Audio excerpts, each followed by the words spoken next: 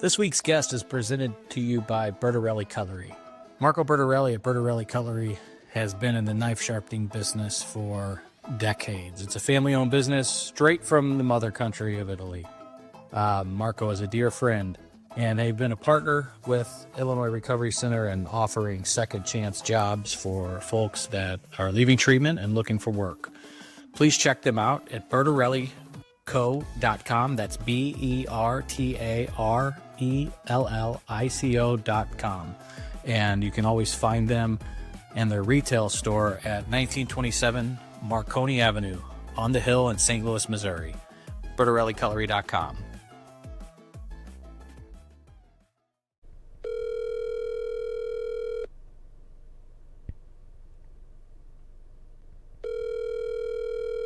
Hello. Hey, Megan, it's Jeff from Pond Offs Anonymous. How's it going? Oh, hey, Jeff. It's going great. How are you? Good. Hey, thanks for being a guest this week. We had such a great time recording you and Bree. Thanks for bringing Bree along. Absolutely. I'm just delivering some interesting news. So you know that we do this podcast audio, which, is hopefully the main part that people will listen to. But we also do video. So I may have made a little mistake and the camera that was on you didn't record. Oh, you're funny. You're joking, right? No. So we have to do the whole podcast over again. I'm just kidding. So it's true, unfortunately. We have a backup plan. We took a beautiful picture of you while we were there. We will be able to put your picture up when you're speaking, but you can make fun of me for being a failure if you want. Jeff, you didn't record me. I'm so sorry. I mean, I had my act on, I was performing for that camera. I know. Oh my gosh. Please don't tell my wife that I'm incompetent. Yeah, I'm definitely going to sick Brittany on you. This is unacceptable. Oh my gosh. I mean, you're not going to get as many views now. Now what are we going to do? I think you're probably right about that. Thankfully, I got a beautiful picture of you, a beautiful picture of Bree for our thumbnail on YouTube. I think we'll be okay. And as a bonus, we talked about this already. On Wednesday this week, we will release the past episode, your first episode, the reigning champ of episodes on YouTube. And I think that will make up slightly for this misstep. Yeah, I guess I'll give you a pass, but come on, you got to do better. I know. All right, the next time you're on, I will triple check that camera. Thank you for understanding, and I can't wait for everyone to hear this episode. Heck yeah. All right, rock on. Thanks. Thank you. I'll see you later. Alrighty. Yeah.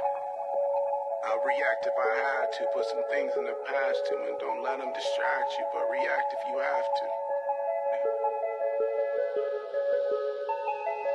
I'll react if I had to. Put some things in the past too, and don't let them distract you, but react if you have to. Yeah. React if you have to. Yeah. Don't know the time, yeah. Just know that I'm, one of a kind, What's on your mind, We're hard to find, Beautiful mind, Still in my prime, Just know that I'm, All right, what's up, everybody? Pond Offs Anonymous episode 10. 10. Should be 11. I'm the keeper of the episodes. Good. You're the only one that hasn't fried all your fucking brains. Right. Yeah, we should. So you can count to 10. That's a low bar. I lost count after 3, so. Yeah. Do I need to disclose that every episode? That I'm the only one that's not an addict here? I don't know. You can. Feel free to talk. Because then when I talk about getting shit-faced, I don't have to Right. That's probably good. lead everybody. Or when you ask dumb questions, which are actually really good questions. Yeah. They're just dumb because... You're square. What did you call me? A civilian? Yeah, that's right. A normie. Yeah. Whose voice is that? Who is that? What's your last name now? Well, that's a tricky question. So I know if people call me Megan Weir, they knew me when I was drinking. Mm-hmm, okay. And if people call me Megan Gehrs, they know me since I've been sober because I changed my name to Gehrs after I got sober. So I haven't changed it back because it's my little trick to tell, did they know me when I was drunk? If they call me Megan Weir, I may owe them an amends. Probably. Okay. Not real sure. But if they say Megan Gehrs, then they typically know me since I've been sober. So that's like my little trick. What should appear on the title of this podcast? How many clicks do you want? There we go. The most. Yeah. Then Megan Gehrs. Okay. All right. Okay. Great. We want lots of clicks because you are a reigning champion. No, it's going to stay that way. And you've reminded, and you're ready for the challenge. Yes. So Megan, well, it was lopsided, had the most views on YouTube because of the story. And then people were shocked we were like with a blonde. And now we have two. Yeah. I did listen to that episode several times. Yes. You got to get closer to the mic. Get a Bree. little closer. I listened to that episode several times. And then I called you about it because I had just gotten home from treatment. And I was like, I really want this. And you're like, self-will will only get you. So I'm like, oh God. Damn. I should not have called her. Mistake. Bree Badgley. Yes, just Bree Badgley. No story to go with it. A big story to go with it, but we'll get into that. I'm so fucking stoked that you're on this podcast. This is great. I listen every week. I can't wait. Drops Monday morning. I did not pay her to say this. Lies. No, the first season came out as I was getting sober, and I listened religiously, and it was incredible because I knew you from age 5 on, and while we didn't grow up together, we grew up around each other. Do you have the hots for me? You know, you were just so fast paced, and I was just so oblivious that I did not, but you were in a different. I peaked at Whiteside. You peaked in about 3rd grade. Yeah. Oh, I was really a cute kid, man. you're so cute, Greg. I don't know about that, but thanks, Megan. Bree got me a cookie cake. Yeah, show Not that to the make this camera. about me, This is your I camera. know. but You have a this big is day my tomorrow. favorite number. Yep. No. Lucky number 11, because I was listening. I listened to your There you go. podcast That was. this I'm like, morning. how'd you know? How'd you Yeah. remember? So I listened to your stupid podcast. So yeah, today's the 24th. Tomorrow is the 25th, and that was the day I checked in. So it'd be 11 years. Thanks for that. Yeah. course. That's cool. Do I have to share? No. you great. Take it all with yours. Charlie, Charlie, look at this cake. It's got my number on it. and I'm gonna eat it 11 all, years, bitch. 11 years ago, I used to be a shit-faced bum. It is really fucked up, though, that I talked about this before. You know, he's adopted, so when he was born, I was living at rock bottom. And I always tell that story because it's super, like, it just hits me every time I think about it. And because you get the birth certificate when you die, and it's like you were there. Well, I was on the floor somewhere. Right. But yeah, it's a powerful reminder every time I think about that. But Bree, we went to kindergarten, Whiteside Through 8th Warriors, grade. Yep. and then she got all Catholic. She went to the best high school ever. Oh, did you both go to Wait a Althoff? second. Well, before we started, Bree said her trauma story was No. going to Althoff. No. Here's my thing. I went to Whiteside. I was very well versed in a lot of things. So naturally, the flow of that would be you go to the public high school. The hard streets. Not the case. Your parents And so wanted better for you. early on, I would always tell my parents, things would probably have turned out a lot different if you would have just sent me to East. they didn't really have anything to say back to that. And then they're like, okay, we're over it. Like, just stop. But I struggled from an early age. I was the youngest in my class. Like I said, Chris was light years ahead, just emotionally and maturity-wise. I just Maturity. We said he peaked in 3rd grade, guys. Fair. That was when I brought the knife to school. But that's There was a lot going on. We had a lot going on in our class. yeah, man. There was a lot of heavy hitters. Lost a couple. Yeah. She's not the one you brought the knife for, is she? No. Again, Chris was knee deep in the teen center, and I was at home watching Nickelodeon, licking the Inspector icing Gadget, out baby. of a Dunkaroo container. Like we were on different wavelengths. I wish I was at that pace. I wouldn't. God, but I used to always ask you about your dad's airplane. Yeah, you did. Yes. She, Ravenwood. So that was a big deal back then. When we were Right. kids. You still live there? My parents do. They're Yes. great. How are they? They're wonderful. They're great. They don't listen to this, do they? I don't even think they know it's a thing. Thank so, God. Let's yeah. keep it that way. Your mom is such an angel. She was always the best room mom growing up. She still is Pro- the you know what I hovering mean? room mom. Yeah, they definitely. I struggled with that when I went to treatment because, you know, you go from one focus group to the other, and the stories are just are awful to hear, you know, and I didn't have that, you know, I grew up with parents that loved me and gave me every opportunity and every experience that I could have ever wanted. And so that was really hard. That was another wall that I hit at treatment that I didn't think I would, because I had more reason to blame myself. Like, why couldn't I figure this out? Like, I had every chance to turn this around and not make this what it was. And I couldn't do it, and I didn't understand it. And so I'm grateful that treatment gave me the education it did, because my counselor said, you have a body that can't tolerate it, and you have a mind that can't leave it alone. And until that point, I didn't understand why I couldn't just drink like my family, because they don't. I mean, I've never seen my parents drunk. I've seen them, you know, a little tipsy. And my sister, she orders a glass of wine, it sits on the table all night. Like, they don't, How does that happen? I don't get it. I don't know. So I always knew that I liked it too much, and I thought I had control of it. And then I realized I had no control. And it really, it hurt me to see them so upset, because I know that they were like, how did we get here? And I didn't know, you know, until I realized it's a disease. Yeah, the disease does not care.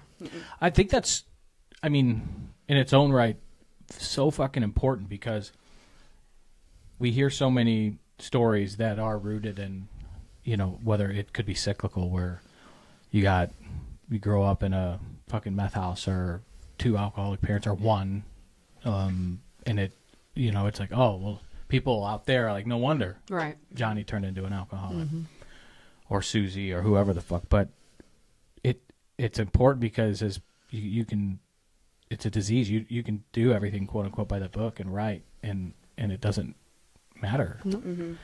It can happen to anybody, and it can be any of us and any of our kids. So there's not a blueprint, and a lot of people, it catches up with them as parents, because they think they got this picket fence, perfect family, and then next thing you know, somebody's overdosing, Right. and you're completely fucking blind to it because you thought you were doing it right. So this is that's a really good point, and your story's gonna be super powerful. When I was reaching out to Megan to come back on and defend the strap,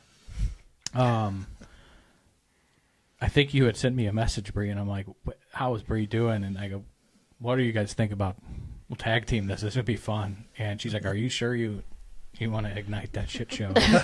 Not you, the combination. The combination is deadly, for sure. So I was like, fucking beam us up. Let's do it. Let's do it. So I wanted to kind of talk about the two of you real quick. How did you guys meet? Like in BB or CC? We went to Althoff together. So you did go to... Yeah. Okay. Megan was a cheerleader with So here's Pull that where... mic a little bit closer still. Yeah. Here's where You can I'm... lift it up or move it around. Here's my disconnect on that. Right into it, like this. like this. Yeah. Like Bree... Tread lightly. I'm a delicate flower. Bree is a delicate flower. I'm a little rough. And You could say did it. you run in the same circles? No, I didn't. Right, exactly.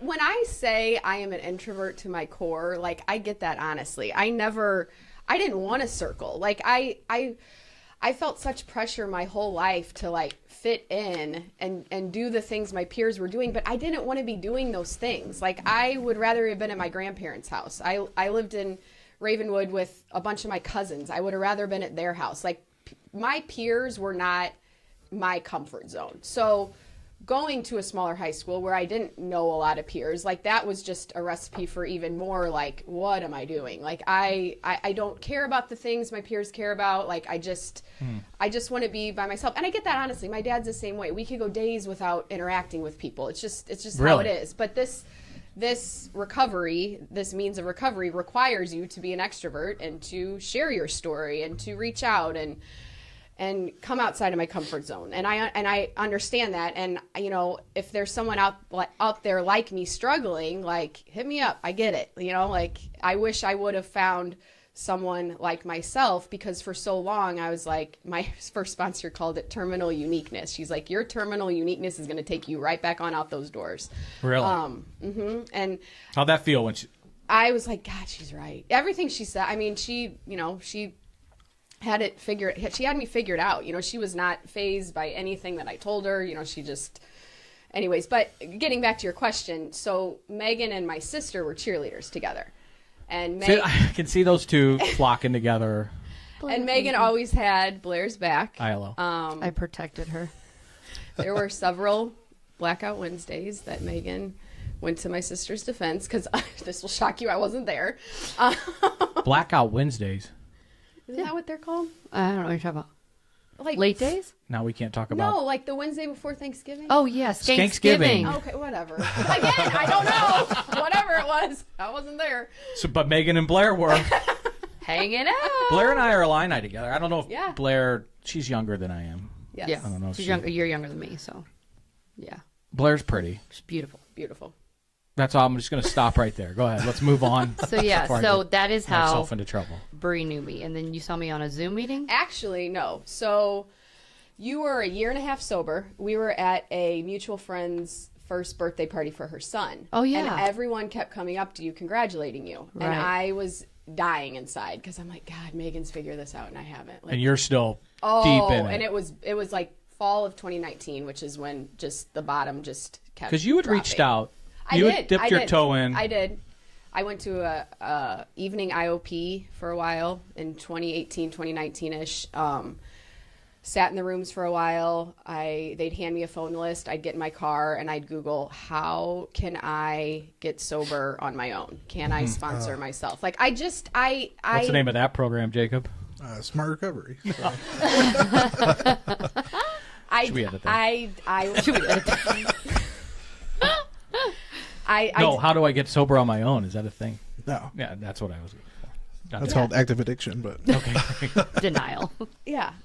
No, so I vividly remember where I was at this party, and I was listening to these people congratulate you, and I was like, God, just reach out to her. Like, she's not going to judge you for this. Like, you can talk to her. And I just couldn't do it. And I had no reason not to. I mean, you had been nothing, but when we did interact, I mean, we were always fine. Yeah. Man, that's a disease. Like, I just, that first reach out to Megan would have been the biggest, warmest fucking hug you could have ever received, especially in this. But there was so much comfort in my misery and discomfort then. Like, there was a level of comfort that I had. Like, I know that this is a problem. I know I can't keep going on, but God, what is going to comfort me this way? Because this is how I've dealt with everything. This is my longest relationship was with alcohol, so how was I going to navigate? I couldn't see that far ahead of me. I just couldn't. I when you first reached out and, growing up, knew you went to, Althoff, we definitely distanced. You went to SLU, right? I did. And when, everybody and their fucking brother knew I was an alcoholic. I was proud of it up until I wasn't. Mm-hmm. Megan, I'm not going to say that about you, but a lot of people, you're a regular at every tavern knew in town. I was an alcoholic, yeah. Okay. So but I was like, holy shit. Like and this could be wrong, but I just was like, this poor girl's been fucking suffering in silence and alone. Yeah. And then you mentioned the introvert stuff, so it was on to something. But I guess I also felt like that's how people coped. Like, I knew a lot of people that drank to deal with things, not to the extent that I did, but I justified it for years. I was 25 years old. I bought a big book. I read it and I threw it away. Yeah. remember, but 25 though is Oh, I knew. young. I mean, I like, that's the other thing. I never was a fun drunk. Like, it was not enjoyable. You drank alone. Yes. I mean, when in my 20s, I had more of an outgoing social life, but you weren't having fun with me. Someone was getting me home. Someone was holding my hair. Someone was taking my phone. Like, yeah. I would have been fucking floored if I would have saw you like this. I would have, wanted to call your mom. I just would have, I would have been like, Bree, what? This isn't Bree. Yeah. Yeah. It's the Does that sound judgy? No. No, Okay, good. A little bit. Fuck off. Jacob will be honest with you. But you saw we'll me on a Zoom ultimately, right? I heard you on this, and then I was on on a meeting, and our friend was speaking. We had a friend that was the speaker. Oh, okay. And you messaged me, and you're like, hey, like, give me a call. And so I called you, because I had only been on Zoom. I had not, Right. and Was that a COVID thing or was it a... it was a COVID thing. Okay. Yeah. And I... hard time to get sober. People getting sober during COVID is like, Fucking heroes. Yeah, that's amazing. you are a inspiration. That's a great... Like, you I can know do it the during opposite. COVID? The opposite probably was true more than that. If I wasn't sober and COVID would have happened, Oh, fuck. Yeah. see ya. I said, if I were still drinking and in a previous toxic relationship during COVID, I would be 100% dead. Same. On a Dateline episode. Would have been done in my name. Maybe the same. Not you, though. So what I'm hearing is that Bree heard this podcast and got sober. Yes. Booyah. Boom, All right. done. End of the episode. Good. There All you right. go. No, but do you remember talking to me? You were like, girl, my self-will will lead me right back on out. I mean, you were stern, and I needed it. Because you were hiding behind a computer screen. Exactly. Ain't nobody got time for that shit. No. Didn't have your camera on. So No. you had Absolutely not. some mutual friends also reached out to me, and it was when like you were getting finally to treatment. Yes. They got me to treatment. I spent 30 days there up in Minnesota, and then they brought me home, and I did not do sober living. I moved back in with my parents it was the height of COVID, so I was there maybe 3 or 4 months, and I was doing nightly IOP, and I had a counselor, and I had a therapist, and so I got a lot of those balls rolling. I had a similar. I lived on my mom's couch for 2 months, and did IOP and a therapist. So, how was that? Were they supportive? And they didn't know what to do with me. I mean, God love them, but they just kind of, they tiptoed around, and they eggshells. Yeah, and they took some responsibility for it, and I hated that. But there was nothing to do. Like, I'd go ride my bike, I'd go run, just to get out of the house. Sure. But I started to feel that isolation in a way that I was like, okay, I got to be doing something, because I can't sustain this, because I wasn't working any sort of program, and I didn't have the urge, but I knew that I was teetering, because I was on this IOP virtually, and I could see people falling off. We had a guy drinking, during the class, and great. I was like, okay, this is gonna, and the world was shut down, so I could manage that because no one was doing anything. But eventually, people were going to go back to their lives, and my life was going to look very different.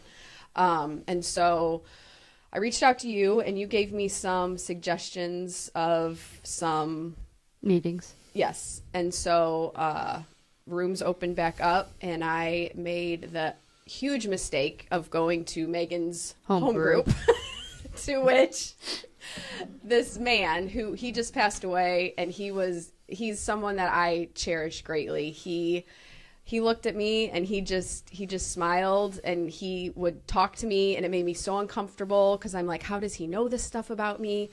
And then this other girl would like cross-talk me and tell me that like I need to get a sponsor, and then she would just stand at the door at the end of the meeting and like look at me because I wasn't getting a sponsor. I'm like, this is so painful. So why do you say it was a huge mistake? Because she was going to make me do something I didn't want to do. So was it a mistake? No, Okay, it was the all best right. thing ever. There we but go. it just took me a really long time to get there. You know? Really long time. Yeah. Because I didn't get a sponsor till like August. Yeah. Yeah. And now, what do you do you advise? No, she goes, I get it. I get Oh, it. fuck. I was the same way. So sweet. No, but I'm giving you a hard. I mean, you have been there for me through some really hard things, and I'm so grateful that our paths have crossed the way that they have. Yeah. We're road dogs. She's not the only one I've heard say that. I can't name names, but I'm just another Doing bozo the on Lord's the bus. the Lord's work. That's right. I am, so fucking proud of you. And you recently had a birthday. 5 years. 5 years. Yeah. Nice. It's fucking crazy when you look back at, even COVID. Westerns and Dawson Creek got me through COVID. That sounds miserable. Was awesome. I love Joey Potter and I can't. love her so much. And then Westerns was great, and I started kind of just talking like a Westerner and disparaging to my wife, and it didn't go over well. But and they're always just drinking fucking whiskey. Oh, for sure. Yeah. So she's like, "Should you be watching this shit?" And she's like drinking Sam's jugs of wine. So most she ever drank in her life was during COVID. So it's crazy to think that somebody could get. That's a fucking miracle, man. Yeah, for sure. Let me kick it over to Quiet Jacob over here. What do you remember about COVID? Because you were working in the industry. Yes, I just worked the whole time. Then there's a lot of secret meetings that were still happening. Yeah, that we I had one would of those. attend. That you Yeah, went one to? of those They for may sure. or may not had in person during that time that I would attend. But But a couple letters. COVID was honestly for me very normal. So I still worked every day But you were with the meetings. I lived in Baldwin, so there's no traffic, so that was cool. That's really worked every day. So, but treatment was freaking horrible during COVID. So much isolation. I know at one point everybody had to stay in their rooms for 20 days. Everything was just done on tablets. Jesus. That sounds like fucking. Now that sounds like prison. Yeah, getting clean during that time, I don't think I could have done it because it was all based around isolation, and that's what kills us. Yeah, more times than not. So, and I remember just destroying routine. There's people that go to the same AA meeting for 30 years. For sure. Same time, the same gym, the same whatever, and all that got fucked up. How was your treatment? It was. Were they locked down or? They combined a unit, so I was in the women's wing, and they brought the top floor down, and so that was a lot of women in a small space. And luckily I moved from intensive to the day treatment, and that was we had a little more space. But I was 10 hours away, and so was that distance important to you? Yes, it was. Okay. It was very important. We were told at the time that we were going to be at work for 2 weeks, and that was I went home and I had a complete meltdown. My friends came over and I fell in my friend's lap, and I'm like, I can't do this anymore. And I had done that same thing in that same friend's lap and in the same room in my house, a year and a half prior. And here I am again. I'm like, I'm doing this again. I need help. And so they went to Target and got a bunch of stuff, and I went and told my parents, and they scooped me up. And I felt like for me to truly give this what it needed to be, I needed to go as far away as possible. And I needed to not have people come visit me as an option. I had to, this was going to be it. Right. And I was terrified it wasn't going to work, but I was also terrified it was. And I was like, at least if I don't know anybody, that'll make it better. That's a good point. I like how you said that. It is scary for the thought of getting, what are you going to do with yourself? Right. Sober. Mm-hmm. Start feeling your shit. Right. All of it. Right. And I have all these things I do now, and I didn't do them when I was drinking. I don't know what I did. How did I get everything done? Did I get done today? I look back on my... especially, you get more done than anybody. I look back on my day, I'm like, how did I do this sloshed? No, you didn't, right? Or did you? I don't know. Maybe you did, and you just don't remember. I stopped doing everything. I showered. I didn't. Well, maybe not. A couple days a week. Yeah. I watched... I started losing cable and stuff because I wasn't paying the bill. Yeah. So I would just watch Young and the Restless and Bold and the Beautiful, and I still watch it today. My stories. Fuck right. So I was having lunch today at O.B. Clark's, and of all the sporting TVs, they had fucking Bold and Beautiful on, and I'm 3 days behind. I'm like, I got to switch chairs. I can't. Brooks kissing Ridge again. I can't fucking handle it. Spoiler alert. Can't believe that show's nobody's still on. spoiled. Yeah. What'd you say? So nobody's spoiled. It's all right. Right. Right. My grandma would be pissed. She'd have her tapes. Absolutely. Bree, when did you start drinking? I, again, was late to the game. My freshman year, I went away to college. I was super homesick, was not ready. Where'd you go? I went to Kansas. Oh, okay. I didn't know Yeah. that. So super homesick, came home all the time. Didn't really drink because I didn't care to. Sophomore year, I went to SLU, joined a sorority, like kind of found that when I drank, I liked myself more. That like insecureness that I felt and that like not like my peers, I didn't feel as unlike them. Again, but I drank to excess. Like they're, you know, my best friend who I lived with after college, you know, there were times that I ruined her night. You know, I ruined a lot of things because I had no shut off switch. I never did. Sure. But That glass of wine didn't just sit there on the table. no, it did not. That's crazy that people can do that. I know. But I started drinking sophomore year of college and then stayed in St. Louis, which kind of was a blessing and a curse, but everyone was like moving towards the next stage of life, you know, settling down with the person they were with, talking marriage, you know, maybe moving cities to where the job was. And I didn't want that. I felt like I had finally arrived to where I was socially okay. And I didn't want to be doing those things. I hated myself, let alone love somebody else, you know? So if I could sabotage myself and buy myself some time and, you know, I was good with that.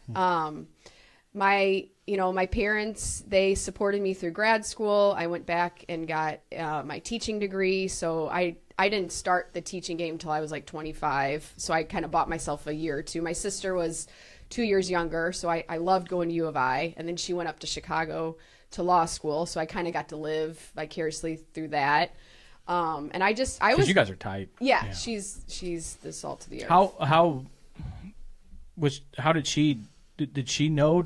Was this a surprise to her? No, it was not. She, that was one amends that I was like, how do I apologize for a lifetime of how I treated her? Because when I was little, I was so mean to her because life came easy to her. You know, life just seemed, and I don't know if it was because I was there, so I kind of sheltered her or made things easier, but I just always felt like she didn't struggle the way that I did. And so I wasn't nice to her. And then as we grew up, we became really good friends. But again, she was impacted by my drinking. I ruined many of her nights. You know, I was a jerk to her.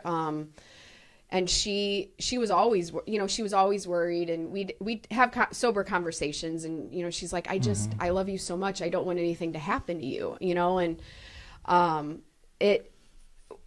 she had her first daughter.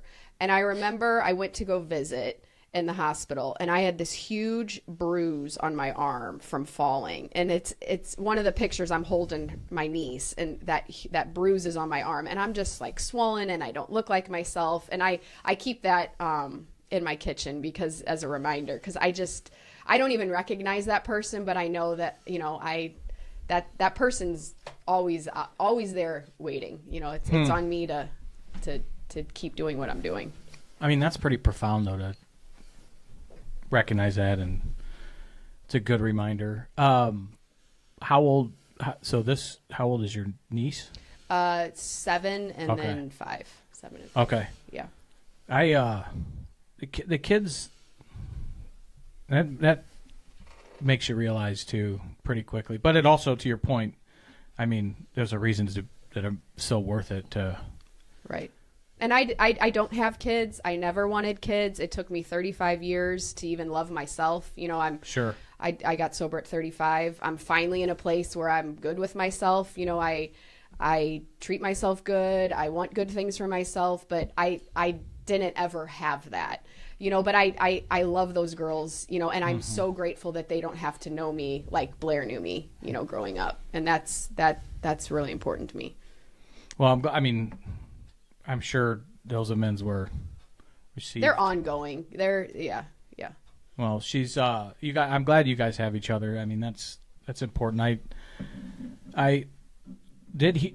when I heard there was one story in college. We don't talk about it, but I remember hearing about it, and I was like, Bree, like that's not the same girl that talking about. And I'm like, oh.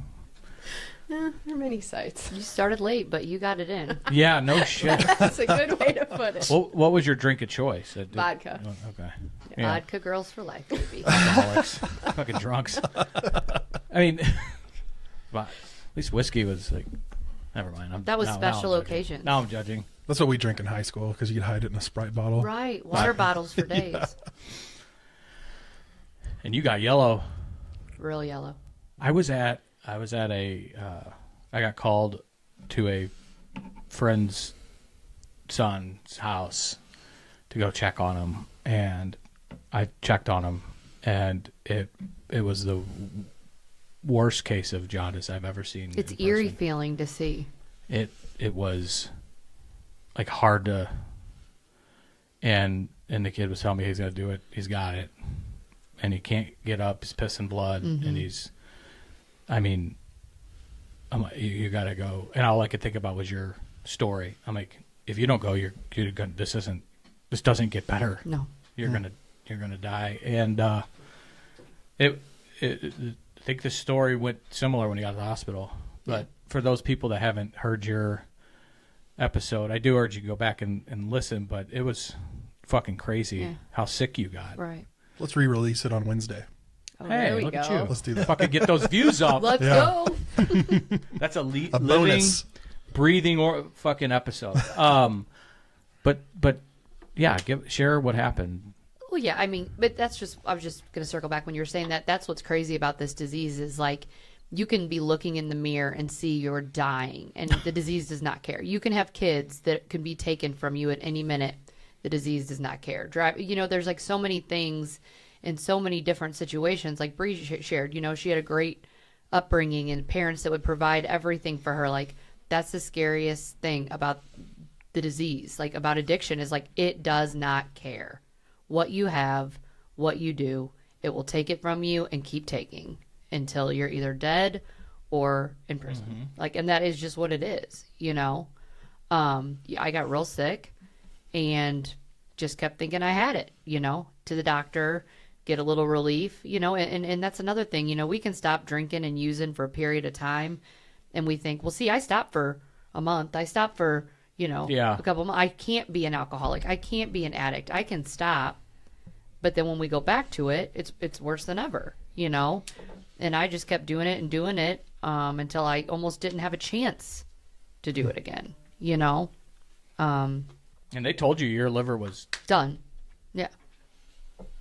So. You ever heard that Mitch Hedberg joke? fucking Mitch Hedberg. He's a comedian that passed away, unfortunately. God rest his soul. From Alcoholism? no Heroin addiction. heroin. Oh, okay. All right, well, that counts. But he did say his joke was that being an addict is the only disease you can get yelled at for having. He's like, damn it, Megan, you're an alcoholic. Right. Damn like it, this, Megan, damn it, Megan, you have lupus. Nobody would you yell know, at you. right. Nobody's going to yell at you for that. I like that. That's good. Yeah. Yeah, and the doctor said, you're done. Done. So, by the grace of God, I was able to, and when I got out, I still, got out of the hospital for the third time, and I still knew that there was a good chance, that I couldn't make it. And even after a month of being sober, sitting there, not working a program, not doing anything, I thought, well, I could probably just have one. That thought like creeps in on you. And I'm like, whoa, where did that come from? And that's when I knew I had to get to work. So, Jacob, you talked about it a little bit on, it might have been last episode about dry. It was today's reel, the dry drunk. Oh yeah, Yeah. It was on yours. Yeah. And you can, you can white knuckle it for a little bit. right. And people that say, I just quit drinking and I don't have to do anything. I just quit drinking and I'm good. My hats are off to good you, but for you. Get a hold of me in a couple months when you want to kick the dog and strangle your mom for no reason. It's just that You're a prisoner in your own sober body. Right. You're restless, you're irritable, you're discontent, and you don't know why. And it's because the only thing that has brought you ease and comfort is no longer.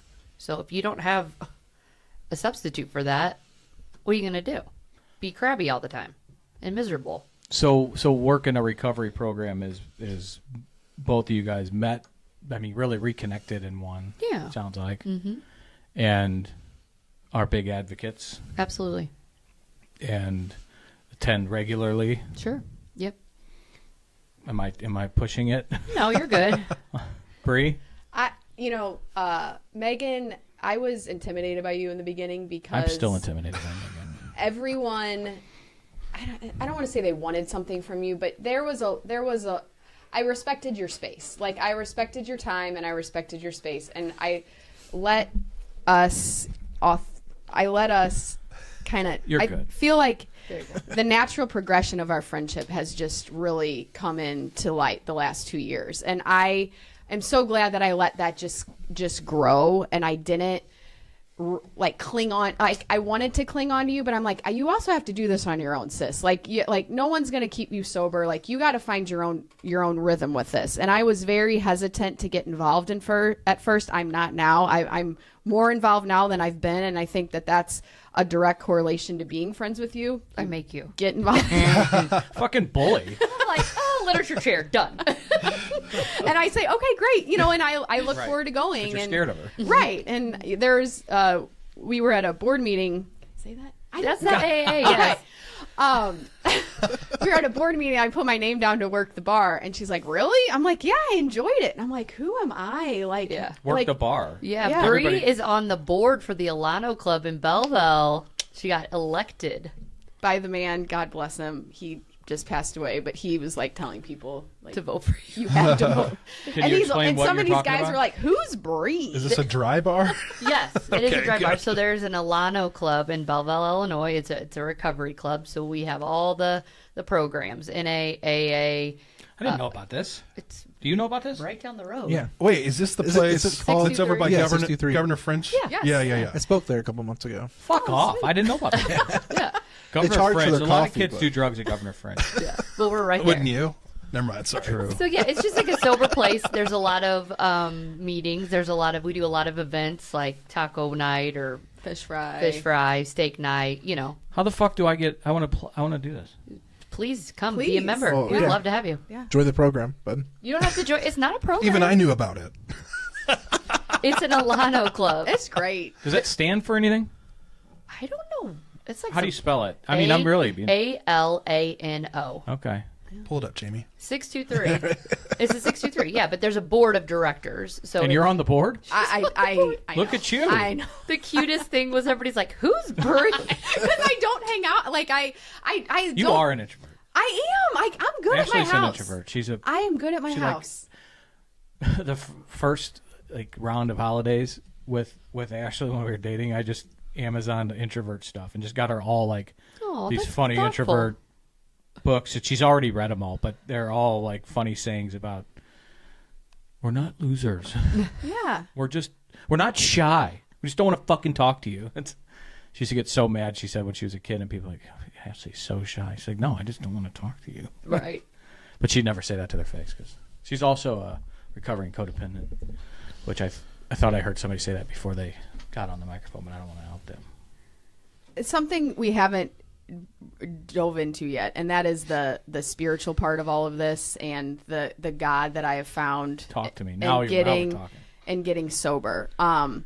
And I feel like that connection and dependence upon the higher power that I found through working a 12-step program has done for me in ways that I could have never done, even 2 or 3 years sober. A couple weekends ago, we had a friend speaking at an event in Springfield, and it was a weekend that there were some significant dates from my past that were going on, and I'm like, I need to do something about this, but I don't want to bring attention to it because at some point you just got to let things be, and you can't let the ghosts come out of the graveyard anymore. Like, you just got to let it be. And I'll be damned if Megan didn't say, hey, Get in the car. Liz and I are going up to this pancake breakfast, and I jumped in the car. I had the best freaking morning. I thought the food was phenomenal. We were in the basement of I don't even know where. We stunk like fried Bacon. Yes. But I had so much fun. Like, the whole That way sounds home. like a blast. I know. The whole way home, I'm like, thank you, God. Like, this is what I needed. And then we went to Phil's memorial service. And while I was so sad that he's no longer with us, I'm like, This is a gentleman you've referenced? yes. Yeah. I'm like, now I know this man that I would have never known had I never had the courage to go in and do this, And it's so hard in the beginning because you can't see all that. And you don't, people are full of shit. It's like, well, yeah, because you've done it, like to get from 4 months to like 2 years. Like you can't explain, like you just got to show up every day, you know, and the days that I didn't want to go are the days that I went because I'm like, I have got to sit here and absorb this, and I don't have to say anything, and I don't have to talk to people. And I used to run out of meetings and everyone be like, oh my God, you can't even stay and like talk. I'm like, I don't want to talk to you. Like, I just want to hear what you all said. Peace be with you. Goodbye. Like, and then you were done with that. You're like, come on. No more of this. But that's where the hope piece is, right? Like the hope shot, I always call it. Like, for some reason, the most miserable, down on their luck, you feel like a POS, people can help people. Because, like, it's insane to me. Like, you can have a PhD, whatever D, be the best doctor in the United States, and you cannot reach me like someone else who's gone through it can. You know? And that's, like, the trickiest thing in the world. It makes no sense. And that's what I tell people new coming in. They're struggling. I'm like, you are going to help someone so much someday. People are like, yeah, right. I'm like, for real. Like, it's just crazy. That's so true. I share that on Saturday nights when we do the church group up here. We show this, and I just tell, like, you guys are all going to be a light for someone. You already are. You don't know it. It's so true. And reminds me of a guy I met at church who was was from New York, but he was doing a residency at Children's, and was a psych doctor. Like that's what he was doing his residency. He started going to the church we were going to, and we got to talking about this addiction stuff. And he's like, Chris, I see people that are addicted all day, every day, and I got all these letters behind my name, but I'll never be able to reach them. Because it was just when I was doing the podcast and to talk about God moments, like, you know, we do this fucking podcast and don't know if anybody's listening, and it's vulnerable, and you just wonder, and then hearing something like that, it's like, okay, I'll do another one next week. If it reaches one person, I'll do another one next you guys week. did what you're supposed to do. I need those shots in the arm, though, because I don't have an ego. I'm insecure. Do you think? It's a combo. You asking me? Yeah. The fuck do you think I'm talking about? Reject the ego. You know, Because I'm trying to think I'm what there's a saying for this of what you are, Chris. It's just stop. no come to me. I know what you're saying. It's like a egomaniac with an inferiority yeah, complex. There you go. That's it. There you go. You're an both 8. all wrapped up in one. Such an 8. But so am I. So it's all right, bud. But I mean, that is so true that you'll go into a group and some stranger that you've never met that's 100% different than you in every way can change your life. And spirituality, that's God for me. It's got to be. So I'm glad you brought that up, because I'm here all day for the Jesus shit or the higher power shit, whatever. Yeah, you're never alone. It's like the way to go for me. Yeah, and you, not to pick on you for being an introvert, I actually admire it, because you said this earlier. So much of recovery is group sharing and learning. I mean, that's Fellowship. a huge part of it. So it even makes it even harder, probably for an introvert than I have been called an extrovert. Have you? Your number one's wooing, bud. But Yeah. Number one is wooing. Strengths finders. So I admire that, because it's got to be, you need a hockey coach like Megan to shoot pucks at you and say, you're going to, what'd you say, self-will is going to get you right out the door?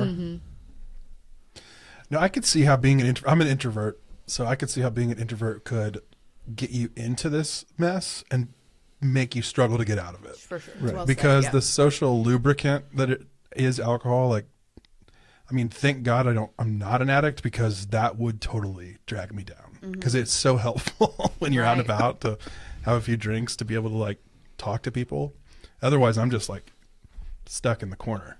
So Andy Reef just texted me. Shut the So front weird. door. I've heard from Reef in years. Oh, that's funny. I can't eat Doritos to this day because of him. Because you always put them on those ham sandwiches, and he'd eat it all together, and it's just. He used to pour Doritos in his little indentation Divot. on his Yeah, I chest, because remember he doesn't that. have a sternum. Yeah. Talk about, yeah. Yeah, he just texted me. I just thought you'd think that was funny. That is funny. Wonder how he's doing. I should call him. right now, live. But people are important. Like, even on snow days, like we had all that bad storm, like, I knew she was at home. and her little BMW isn't going anywhere. So I was like, just showed up at her house. You can like, take the girl out of get in Ravenwood. the car. You can't take the Ravenwood out of the girl. But even something as silly as a snow day, like the last snow day I had drinking, I had to buy, it was the December where we had like 3 snow days before Christmas. I had to buy the same bottle of bourbon for my dad 3 different times because I bought it. It was sitting on my dining room table. I didn't have work that day. I drank it, went and bought it. I like, that's the... That was his Christmas present. And Yes. it probably wasn't cheap bourbon either. No, it wasn't. And I and it wasn't my go-to, but it was there. You Yeah, know, right, it works. it was there, and that's what I did. And you didn't have to get out in the snow. And that's the mental insanity of this. Like I trusted that what everyone was telling me in treatment was going to work, but I was so mentally obsessed with alcohol. I was like, how am I going to get off of this? You know, and now I've gone through hard things and alcohol isn't even a thought in my mind. Like I have a bad day at work. I come home, I go out and run, or I call Megan, or I go cook something. You know, I do things that normal people do. And there's so much freedom in that because I would come home and the first thing I do is open the freezer and it was it was done. And it wasn't just one. No, God, no. It didn't even make it to the glass. You just I got so tired of fighting alcohol, like fighting it. And then I fought it for years sober. To where I was like, finally, like, I can't fight alcohol anymore. I fought it till I got sober, and then I fought it for 5 years when I was sober. The hot toddy is what I missed the most when I was sick. Jack Daniel's honey and the hot toddy was where it was at. Jacob used to be like, you reek like Jack Daniel's honey. It's coming out of your pores because I do it before work. I do enjoy that there are drinks out now that I have no idea what they taste like. I've never had a seltzer. I don't think I have either. Fireball was coming out when I so stopped drinking. soft. But it's like now they sell they're everywhere. And if you're drinking airplane shots of Fireball, you probably have a drinking problem. Like, and people do it all. They stuff them in their purse to go to get soccer meetings, games. Yeah. And if you're doing that, you are probably have a drinking problem. Right. Yep. But yeah, that wasn't big. I mean, if I wanted something cinnamon, I'd shoot Goldschlager. But No, Jack Daniel's Fire was the way to go. If you're drinking, fucking Jack Daniels commercial here. if you're drinking Fireball, you're soft. That's just like cinnamon liqueur. But yeah, I got tired of fighting it. American sure. Honey was out when Yeah, you're like, God. good stuff. You talked about this in your episode that you miss it sometimes. Heck yeah. So Yeah, I mean, I when Bristol died was big. My dog, when there's times that like the work stress is so overwhelming. When I get home, like there's I've noticed this, and transitions really are fucking hard. And if I like pop a sparkling water or Topo Chico, which is my jam, and just sip on a club soda, it really fucking centers me. And sure. It's like my release to just start breathing, and that helps big time. Right. So, yeah, I mean, I'll miss a glass of wine with a steak dinner or Italian meal. Right. It's just there's no way I could have one. I would drink 2 bottles before I then needed Right. whiskey again, Right. and pouring wine or whatever. Like my wife doesn't drink down the sink. I still struggle with that. Like I could sell that on the streets of Belmont. Right. Like somebody will buy it For sure. and just shoot it just Yeah. to get drunk. I mean, like I can't dump out. It's got a proof to it. 100%.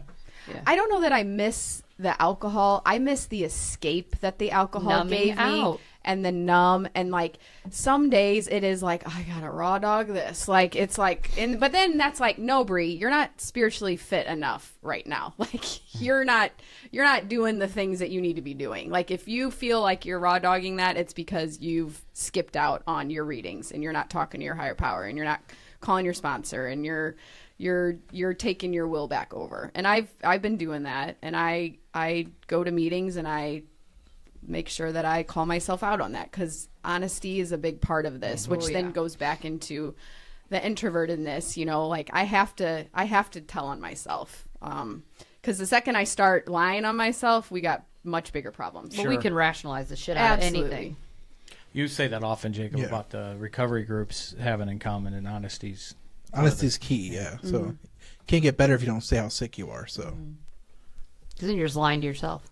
Yeah, I mean, Jacob's done a lot of research on multiple, from the letters to. Did you say there's some satanic fucking? Oh, there's a bunch yeah. of bunch of different kinds. Pagan, satanic, They all have like the three things in 100% common. science based to 100% spiritual only based type programs. But honesty is like the main thing they have in common. And then a fellowship Right. of some kind. And abstinence. In absence, yeah. Right. Jeff thought when we talked abstinence, it means he couldn't have sex anymore. Yeah. Not for the first year. Bingo. I've never heard the term abstinence used outside of that. You're not an alcoholic. Yeah.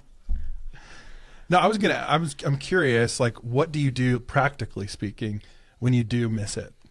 You know, like to the point where, I mean, when you just said like, oh, American Honey or whatever you were saying, that wasn't a big deal. But like, what do you do when it is a big deal? I always start checking myself. I'm like, what are you scared of right now? Because it's usually fear. Yeah. Or what am I running from? Because essentially anything that, like, I want to numb out, you know, it's like I use the example all the time, you know, you have a gaping wound and it's open and I don't get a drink to cover that or, you know, pot or drugs or a pill to cover that gaping wound. Like, it's open and it's getting air and it's getting sand. And so I have to figure out something else to just get a little bit of relief of whatever's going on, you know? You know, and there's been a lot of times the past 2 years that I've been like, just wanting to give into it, you know, because I feel like it is a constant battle. I was constantly fighting with alcohol.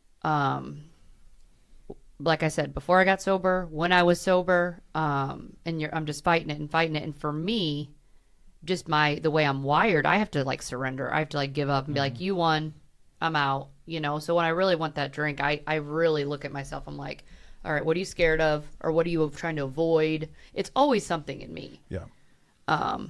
Which sucks, because it sucks having to always look at yourself. Like, I didn't sign up for all that shit. I just wanted to stop drinking. Fucking looking inward all day. Like, man. why? Yeah. But then you got to look upward, not downward. That's the trick. Interesting. I'm going to remember that. Because that's good. Yeah. Because it's a lot of like, you're right. Fuck, man. Yeah. This self-inventory shit gets old. And not everybody has to do that. Right. So whistling and smiling on social media, sometimes you just want to be like, fuck off. Right. Go look inward.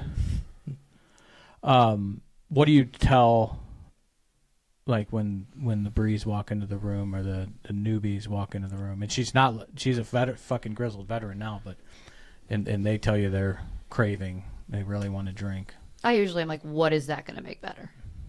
Like, you can go drink, but like, what is it going to make better? Well, you know, I'm going through a divorce. Okay, so are you still going to have that problem tomorrow? Well, yeah. So.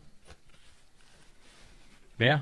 We talk a lot about your yet list, you know, in treatment. You know, what your yet list is things that you haven't had happen to you yet while you were, you know, drinking, using, whatever. And we have a friend who is serving a prison sentence for a drunk driving incident and accident. I shouldn't say incident, but the first time I went with Megan to visit her, that whole ride home, I was so sick. We stopped to get food and I couldn't eat it. I had so much guilt knowing that she was serving time for something that I did, you know, quite often. I'd be drinking and I'd get behind the wheel. And those yets, I every now and then I'll sit down. I'm a big gratitude list person, but every now and then, like, I'll pull out that yet list and I'll, you know, read over that. And you have, you know, Megan sponsors her, and so Megan's been in the throes of it, and Megan has another sponsee. You sponsor the girl in prison? Mm-hmm. She actually has another sponsee doing some prisons. I mean, Megan's Jail. Sorry. Big fucking difference. Oh, no, trust me. She corrects me every time. I'm like, listen, Chelsea. She don't care. And I'm like, I mean, it's the name, Bob. Yeah. Yeah. We can get into Chelsea. We're going to have a whole nother podcast on Chelsea. No, but, you know. We should have her on the Chelsea. podcast. Oh, God. From jail? Prison. We talking Greenville, Menard? Where are we talking? But, yeah. So, I'm glad you brought this up. We were talking about it earlier, and I'm always like, not just you girls, but when people come, I'm like, don't, just shut the fuck up. I want to talk about that, and I'll forget to get back to it. Because it's good. Mm-hmm. I think the buzzword is content, but it is. So you leave this visit and feel like absolute dog shit because, I mean, it could have gone the other way for me a fucking million times. And this So I who know the people fuck am probably I? always say this, but she is the most beautiful specimen of a human. Like, I should be in there before she is. Okay. Like, I was thinking Orange is the New Black here. Oh. It's hard to get fantasies. you want another hot blonde? We'll get her on here when she gets out. But Stop it. It's trying to get the prison fantasy. but no, yeah, she's great. She's amazing. She got into work with me when she was on. Was on an ankle monitor, and she's like, "I want to know how to do this. I want to know how to take people through the steps. So when I get in there, I can take women through the steps." And she went in there and has taken countless girls through the steps. And Holy shit, man. yeah, which is I just got goosebumps. Which is like that's God's will, obviously. You know. That's crazy. Yeah. I mean, but also that's got to be good for your recovery. I mean, it's cyclical. It's fucking good for my recovery hearing it, you know, because it's so humbling that by the roll of a fucking dice, I could be in prison for 20 years for driving like an idiot. Oh, I mean, and my answer to not drive like an idiot was to fucking snort some rails before I left the tavern. 100%. I'll So just be way more alert then. Yeah, right. So, no, that's important. And when you talk about a yet list, could you guys share some things on it? Is that too personal? No, I mean, I have like... Because I want to do this. Well, my yet list was like, I've never cheated on my husband. I've never like abused, you know, like beat someone. Like But this is sober. Yeah. Yeah. Like, you know, if I go back out there, those are things that are very, very likely to happen. You know, I've never ended up in, you know, prison or jail long term. It's so crazy. I think about this anytime personally, it's always, I go back to Charlie, my son. Yeah. Like I could not parent the way I was drinking. There's no fucking way. No. And that's I'm going to start. And, you know, a lot of people are like, I would never. Thanks for telling me how to do this, Jacob. You're welcome. Appreciate it. You know, I've never driven, you know, a lot of people say, like, I've never driven with my kids in the car. I said I would never drive with my kids in the car after I've been drinking, and Get then the I fuck did. I said I would never, you know, there's a lot of things that if I go back out drinking that I never did before that I could absolutely, you know, find myself there in a second. What's up? You looking like you got a question. Well, I was gonna ask, so like I was just talking to somebody the other day about that too. It was somebody like in treatment that they still felt like they were a functioning user. First time in treatment, they still have their job, still married, kids love them, and they're like, I can't relate because like people share these stories that I don't relate to. Like when you hear that, like you got that yet, like I haven't lost my job yet. I haven't, It's coming. You know, I haven't got divorced yet because if you go back out there, that will be your story. waiting It's for you. guaranteed. Yeah. Yeah, I always tell people it does not get better. Like people think in time. No, it doesn't stay the same. It goes progressive. completely downhill, and it'll start really going downhill a lot quicker. So that's I like that. And I mean, you're in fucking rehab. Right. Well, and the thing with that is That's what I like, said too. Like you're in the same seats, bud. So. All right. but it's like you're getting free experience. Like that is all I have is my experience. I can't give you anything else. I can give you my experience. And that's how, you know, I hate when I see people, you know, go back out or give it another try, because we've had people, you know, near and dear to us, young people go back out to try again and not make it back.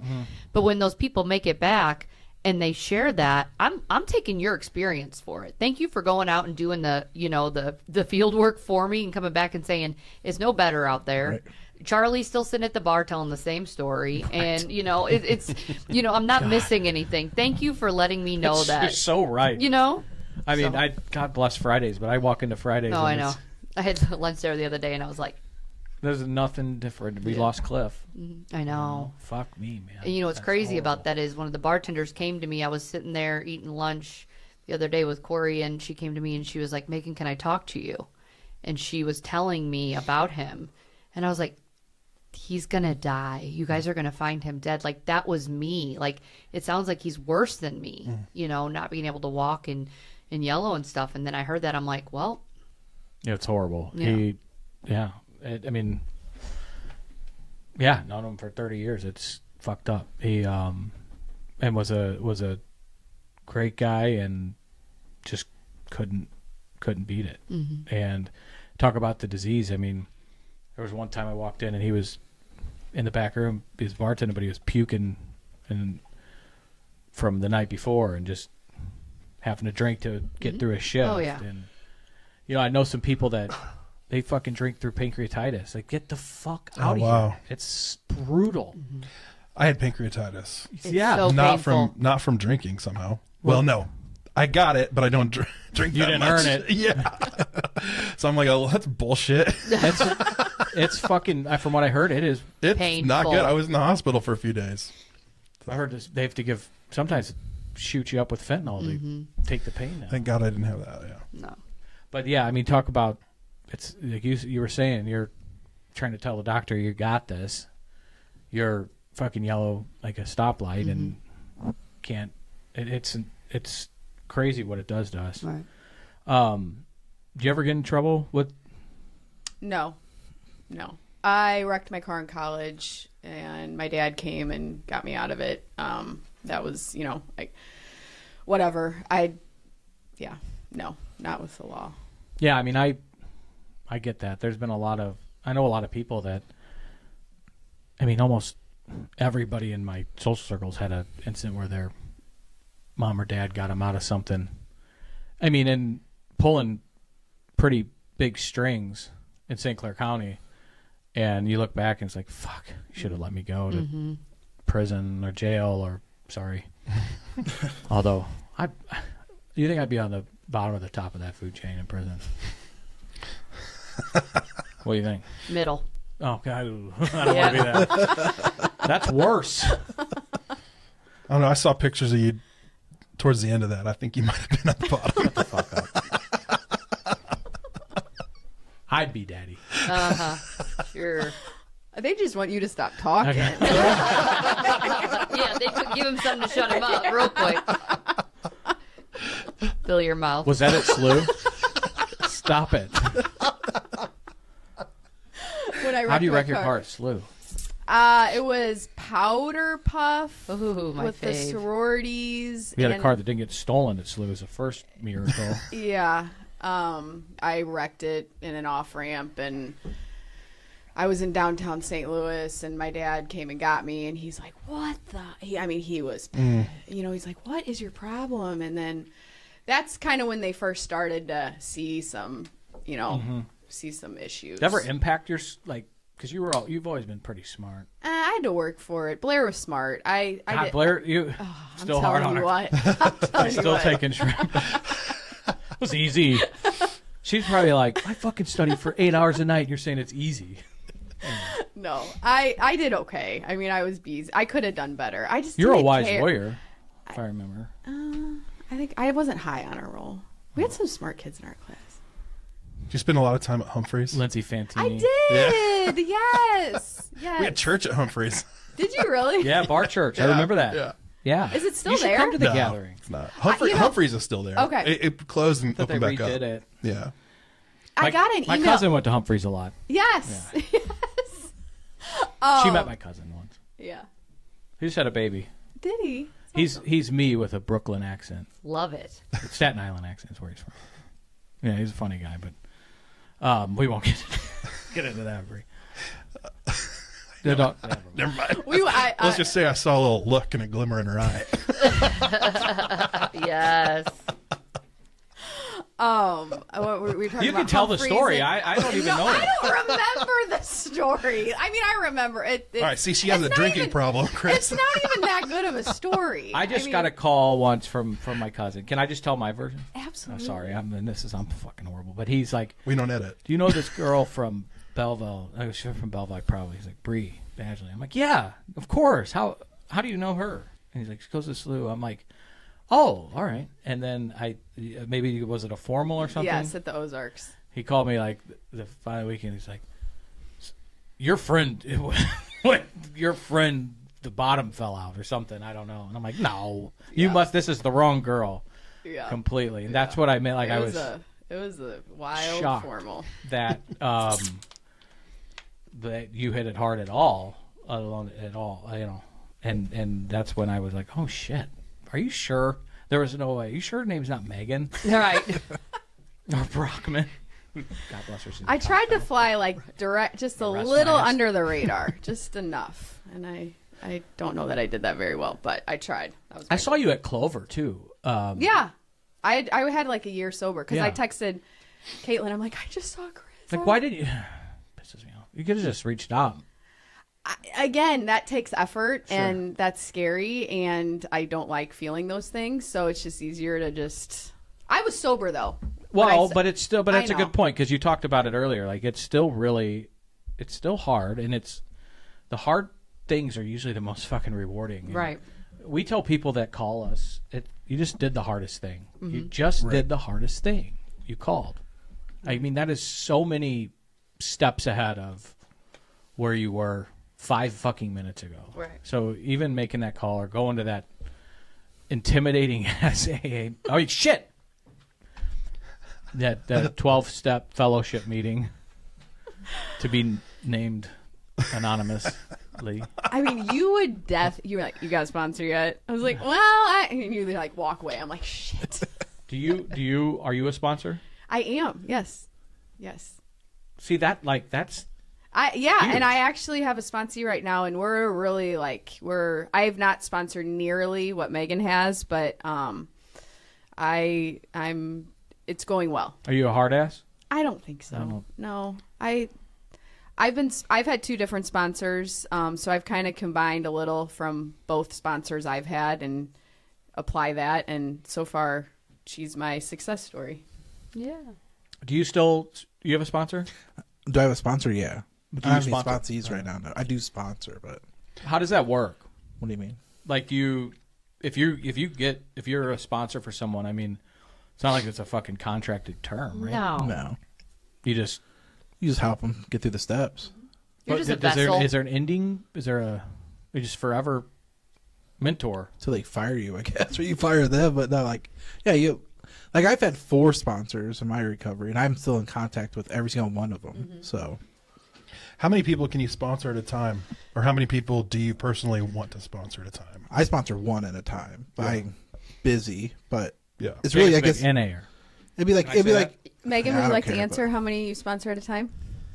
She's got to shoot it like she's breaking the rules. Yeah. I'm not breaking the rules. There's no rules. So Apparently, there's rules. I mean, there are no fucking rules. Can't even. At the beginning. It's a tradition. Okay, it's different. So rule 1 and 2 at the same time. Go ahead. Right. I got that tablecloth because I was going to have a table at one of your traditions. And then COVID shut it down. Pod. There's one in Springfield this weekend. It was at coming to Fairview. Yeah. Like for Next the first time it happens, we need to go. It was coming It's in like for the Springfield first time this weekend. south. That was your big thing. It's the first time it's come south of Springfield ever. Mm-hmm. You know, Cook County. Fuck off, Chicago. They get it all. We do have it in Springfield, though. Springfield one. I do love me some Springfield. I'm on a panel. Come check it out. Joe Rogers Chili Parlor. Ever been? Yes, a billion times. Wow. Are you serious? Not really a billion, but yeah, I love that place. Ha! Grew up there. Medium touch, please. Yes. And a tamale. No Firebrand? Fuck no. My name's not on that wall. No. Is yours? No. You don't? Yeah, no, I've never been. 9th Street. Sorry. Yeah. We got a lot to talk about. Yeah. I had no fucking idea. Yeah. I mean, I've been going there with my old man since as a kid. Best chili in the world. Yeah. It's different. Do you not eat chili? Is it Oh, not I Ravenwood thought enough you for were you? talking about something else. It's not lobster tail. My Caviar. dad's plane. She can't run around doing her triathlons or whatever. I read that about you. I thought I was waiting for. Really? Triathlon? I have yes. to replace the obsession with something else. That's what I was curious about. Were you doing triathlons when you were? No, I was gonna say. no, I could barely run, and I only did running events to drink the beer at the end. You know, I mean, the first race I did in sobriety, it was I think it was the St. Patrick's Day run in St. Louis, and they were handing out beer at the finish, and they were like and I was like, and I just like kept running because I'm like, stop, yeah. It's like Forrest Gump. Yeah, I was like, get me out of here. That's great. Yeah. Good for you, though. I have a motor that runs inside of me, and if I don't burn it off, my mind can go to some dark places. Sure. And I find that if I can burn that physically, I'm better off mentally. So Nice. that's what I do. You said earlier that you had trauma with a little t. Yeah. Why do you?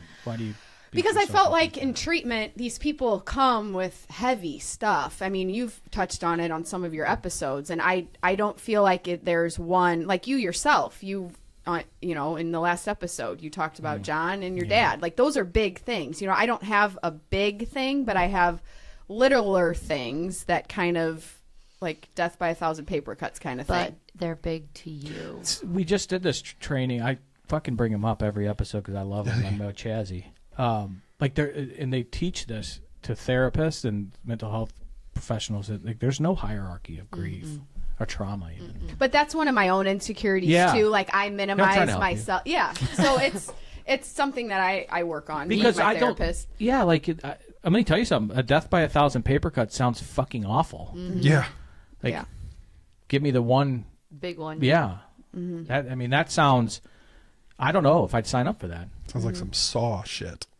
Really, I mean, it does sound horrible. So I hate to hear that for you, and I don't want you to minimize it. I'm trying to tell you what to do, but No, I appreciate that. I think it's important because, I mean, like you said, when you drank, it was to escape something. Yeah. And it made you feel. It had that such an impact on you. So Yeah. don't minimize it. I think you and be proud of. I mean, I hear like you sponsoring like that. I mean, that's fucking. I've come a baller. long way with myself. I still have. I slide every now and then. Like but I know I suffer from depression as well. You know, like that's something that anxiety and depression. The anxiety has gotten a lot better. I don't pour vodka on it anymore, but I've been diagnosed with depression. Have I know you? that I. Thanks for sharing. I know that I have that, and that's again not my fault. It is my responsibility. I've found like physical exercise helps me with that, but there are times that I hit a low and I ride it out. Does it last? How long does it last? Until I bring Texas Roadhouse rolls and drop them on her front porch. Is that the cinnamon butter? Oh God, I'm yes. like, check your mailbox. You are such a good friend. She's the best. She truly is. I have, my wife has, and suffers from it, and I have had like bouts of like where a couple hours has sucked, but and like if it's anything like this for a prolonged period of time, it like really like humbled me. Like that's how do you guys are warriors, man. And Jeff, you've commented on this Yeah. before, right? Oh, yeah. Yeah. I've got basically a Syphilis, right? low grade bipolar. What's it called? Cyclothymia. Sorry. Yes. I Like knew a there was cycle. word. Got it. Yeah. I'll stop tripping. But that is, yeah, Jeff, you know, has always been very open about his mental health. You know, I have generalized anxiety, but the depression stuff, talk about a disease, and it makes us want to pour a depressant on our depression. Yeah, and I mean, that's what everybody thinks. Like, I have anxiety, so I drink or I smoke pot. I'm depressed, so I drink or smoke pot. And it's like you're putting a depressant Right. on it. And I can't believe how much better my anxiety got when I quit drinking. Right. Which made no sense to me. I thought, oh my gosh, I'm going to be an anxious ball of mess. Like, and it really did get better. that and before we got on, we were talking about some people we know that to cure their hangover, they start with a bunch of Xanax, Yeah. and then they start drinking. And what a fucking cycle of shit that is. What a deadly, literally deadly combination too. Right. Good Lord. Yeah. So does your depression go? Are we talking days? Yeah, Weeks? days. I have a therapist that I meet with regularly, and I have a counselor that I kind of touch base with from treatment, and then I have like a spiritual type. So I cover all my bases, Yeah. and I'm very honest with them. Like, hey, this is where I'm at today. Like, you know, but sometimes it is as simple as going to our home group and sitting next to Megan and Liz and being like, okay, I'm good. Like, And then I say, go home and do your laundry and shut up. Do some like that, but those are. yeah. It's the whole, like we've said it, I've heard Eric say it here, you know, get up and make your bed. Start there and here. And it just starts, you start building small victories against what we call the fucking enemy. And if there's not if depression's not an enemy, I don't know what the fuck it is. Right. But that's the only way I know to fight back the tinge that I get. Right. I mean, because even getting out of bed is a fucking monumental task, I bet, when it's really at its worst. But I appreciate you sharing that, because that's, I mean, it's all wrapped up in this shit. Sure. And there's similar I mean, But again, you have to share that with people so Right. they know where you're at. You know, that's where it comes back to me. You know, like I gotta talk about it. keep talking, Bree. Keep This talking. is great. Like, that sounds like stinking thinking. You need to get out of that. And she's like, nah. Have you gone to a psychiatrist? I have not. Oh, No, I got a good one if you need it. Okay, talk after. Yeah. Yeah. Drug deals happening. Yeah. Pill pusher? Listen, Big pharma over you should here. see Right. you should see my pill thing. He's like his fucking grandma. The rattler. Monday through. It's the calendar. Yes. got the I've each got day. one I got a month's worth. Beautiful. I do have to, like, when I travel, I mean, I got my fucking Paxil, my Dexalent, my gout medicine. You still have problems with gout even though you don't I drink? haven't had a flare up, but I'm not fucking around with it. So I take my allopurinol and I have my prednisone on me. But since you quit drinking, didn't the gout go away? The last flare up I had, I was definitely not drinking, but it was during COVID and You ate a ton of steak. shrimp. Oh. I ordered shrimp fajitas, and instead of putting, I'm telling you, somehow I thought I was ordering like 4 orders of shrimp fajitas for my mom had walked over because she lived by us. It was Ashley and I ended up like hitting 4 family platters, and this lady, the DoorDasher, brought over and kept going back to her car and bringing in shrimp fajitas. I had more shrimp fajitas. I'm like, fuck, we're eating shrimp fajitas I was just crushing them, and I had a flare up. And that's when I got my 4th medical opinion from my 4th MD telling me it was gout, that I would take their word for it. I was like, it's got to be a tendon. This is That's not the gout. disease, This though. is We so always think we're dying. Like, and we think we're smarter than these motherfuckers. yeah. And even in sobriety. allopurinol and prednisone. Yeah. Prednisone had to take the flare up down, and I've been on allopurinol ever since. So yeah, I do travel like a 90-year-old woman. I just haven't started the fucking life hack on Southwest where you pretend you need a wheelchair and then get the pre-board. That's getting out of control.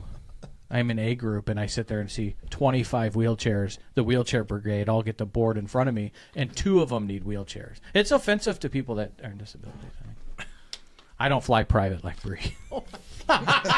Yes, zing. You do chirp. Jeez. I know. I just like to tease. It's fun. So how many meetings a week do you go to? Both of you did. 3? Yeah. 3-ish. I mean, that's a lot. No. No.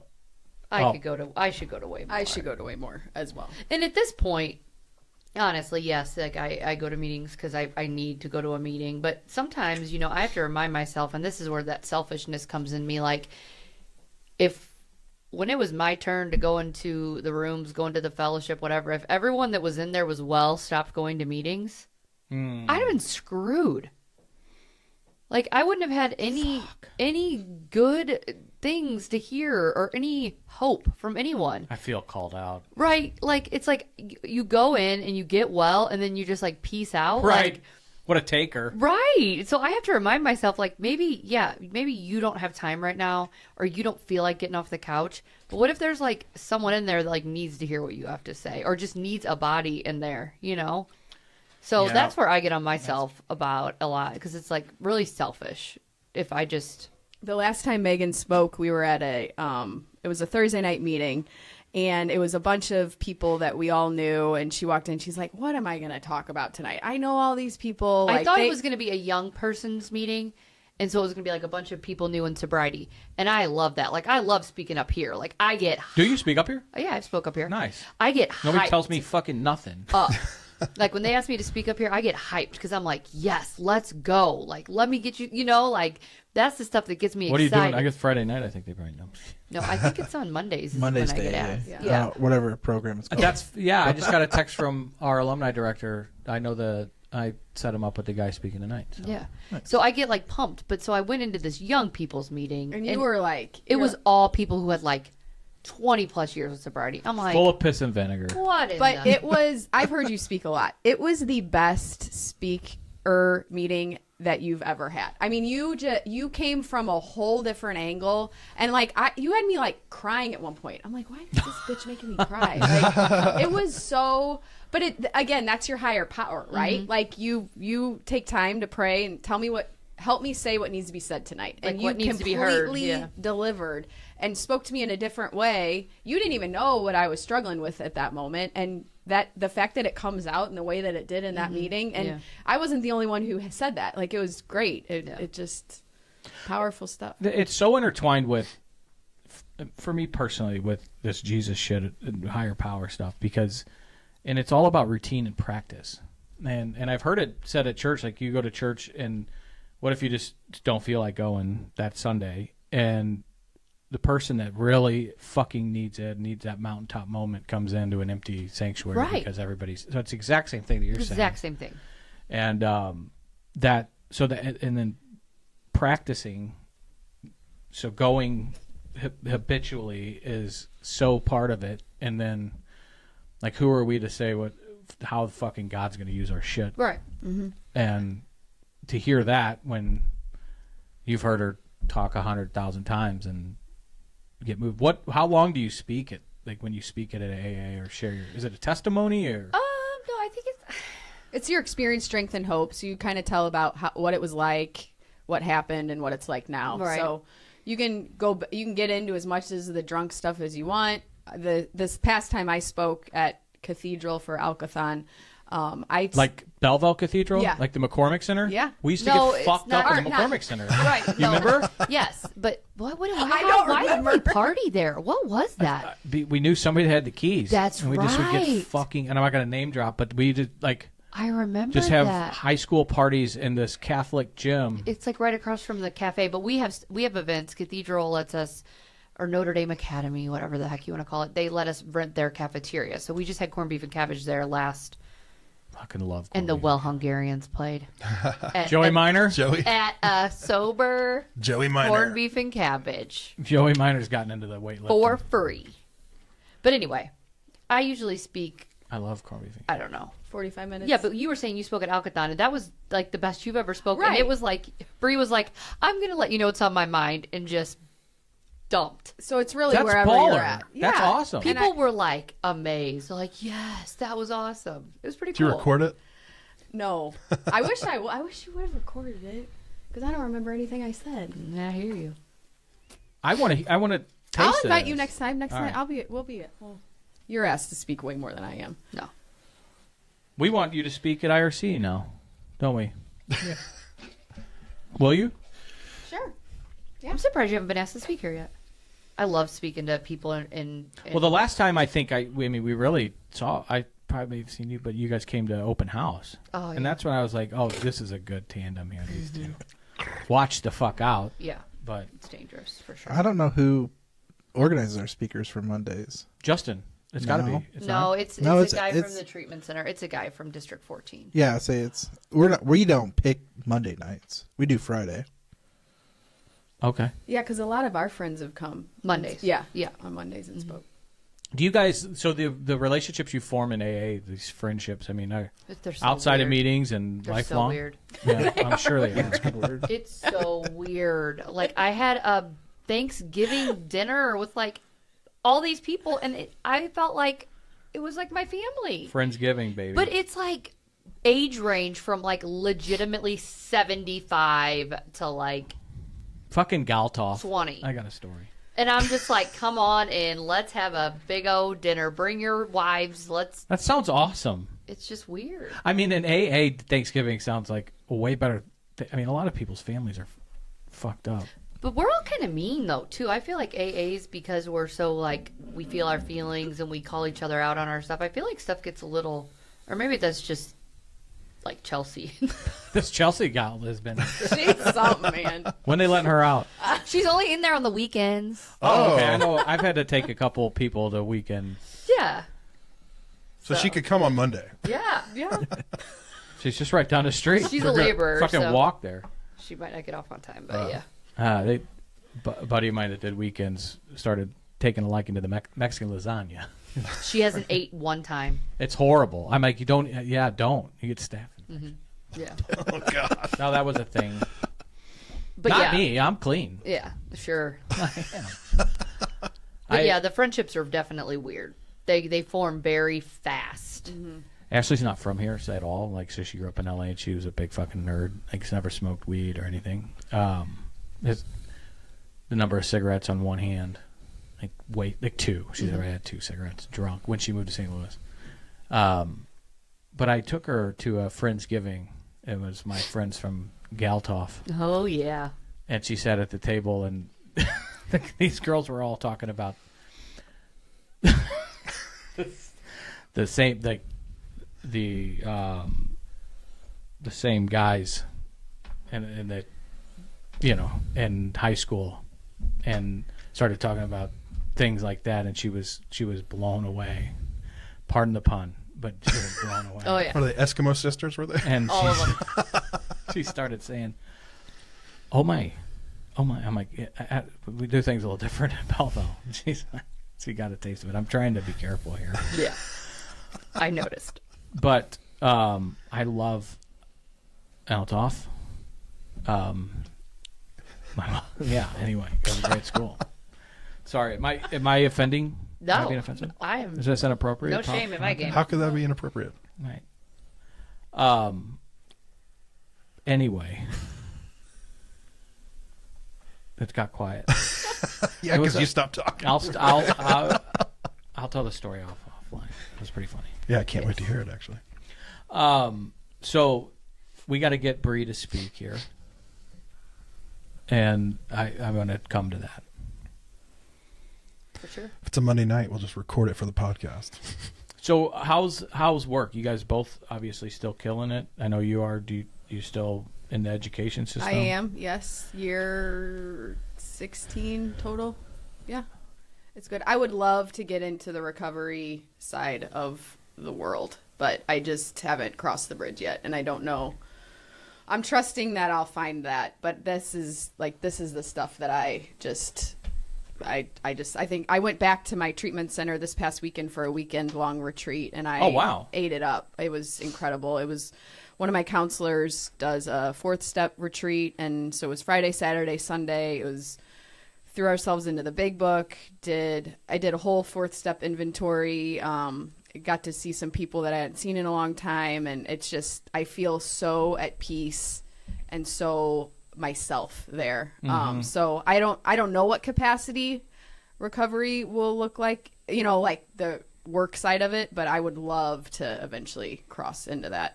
See, and usually that makes me twinge when people say that, but when you say that, I feel okay about it. Why does that make you? I see. This is gonna get dicey now. I have just this.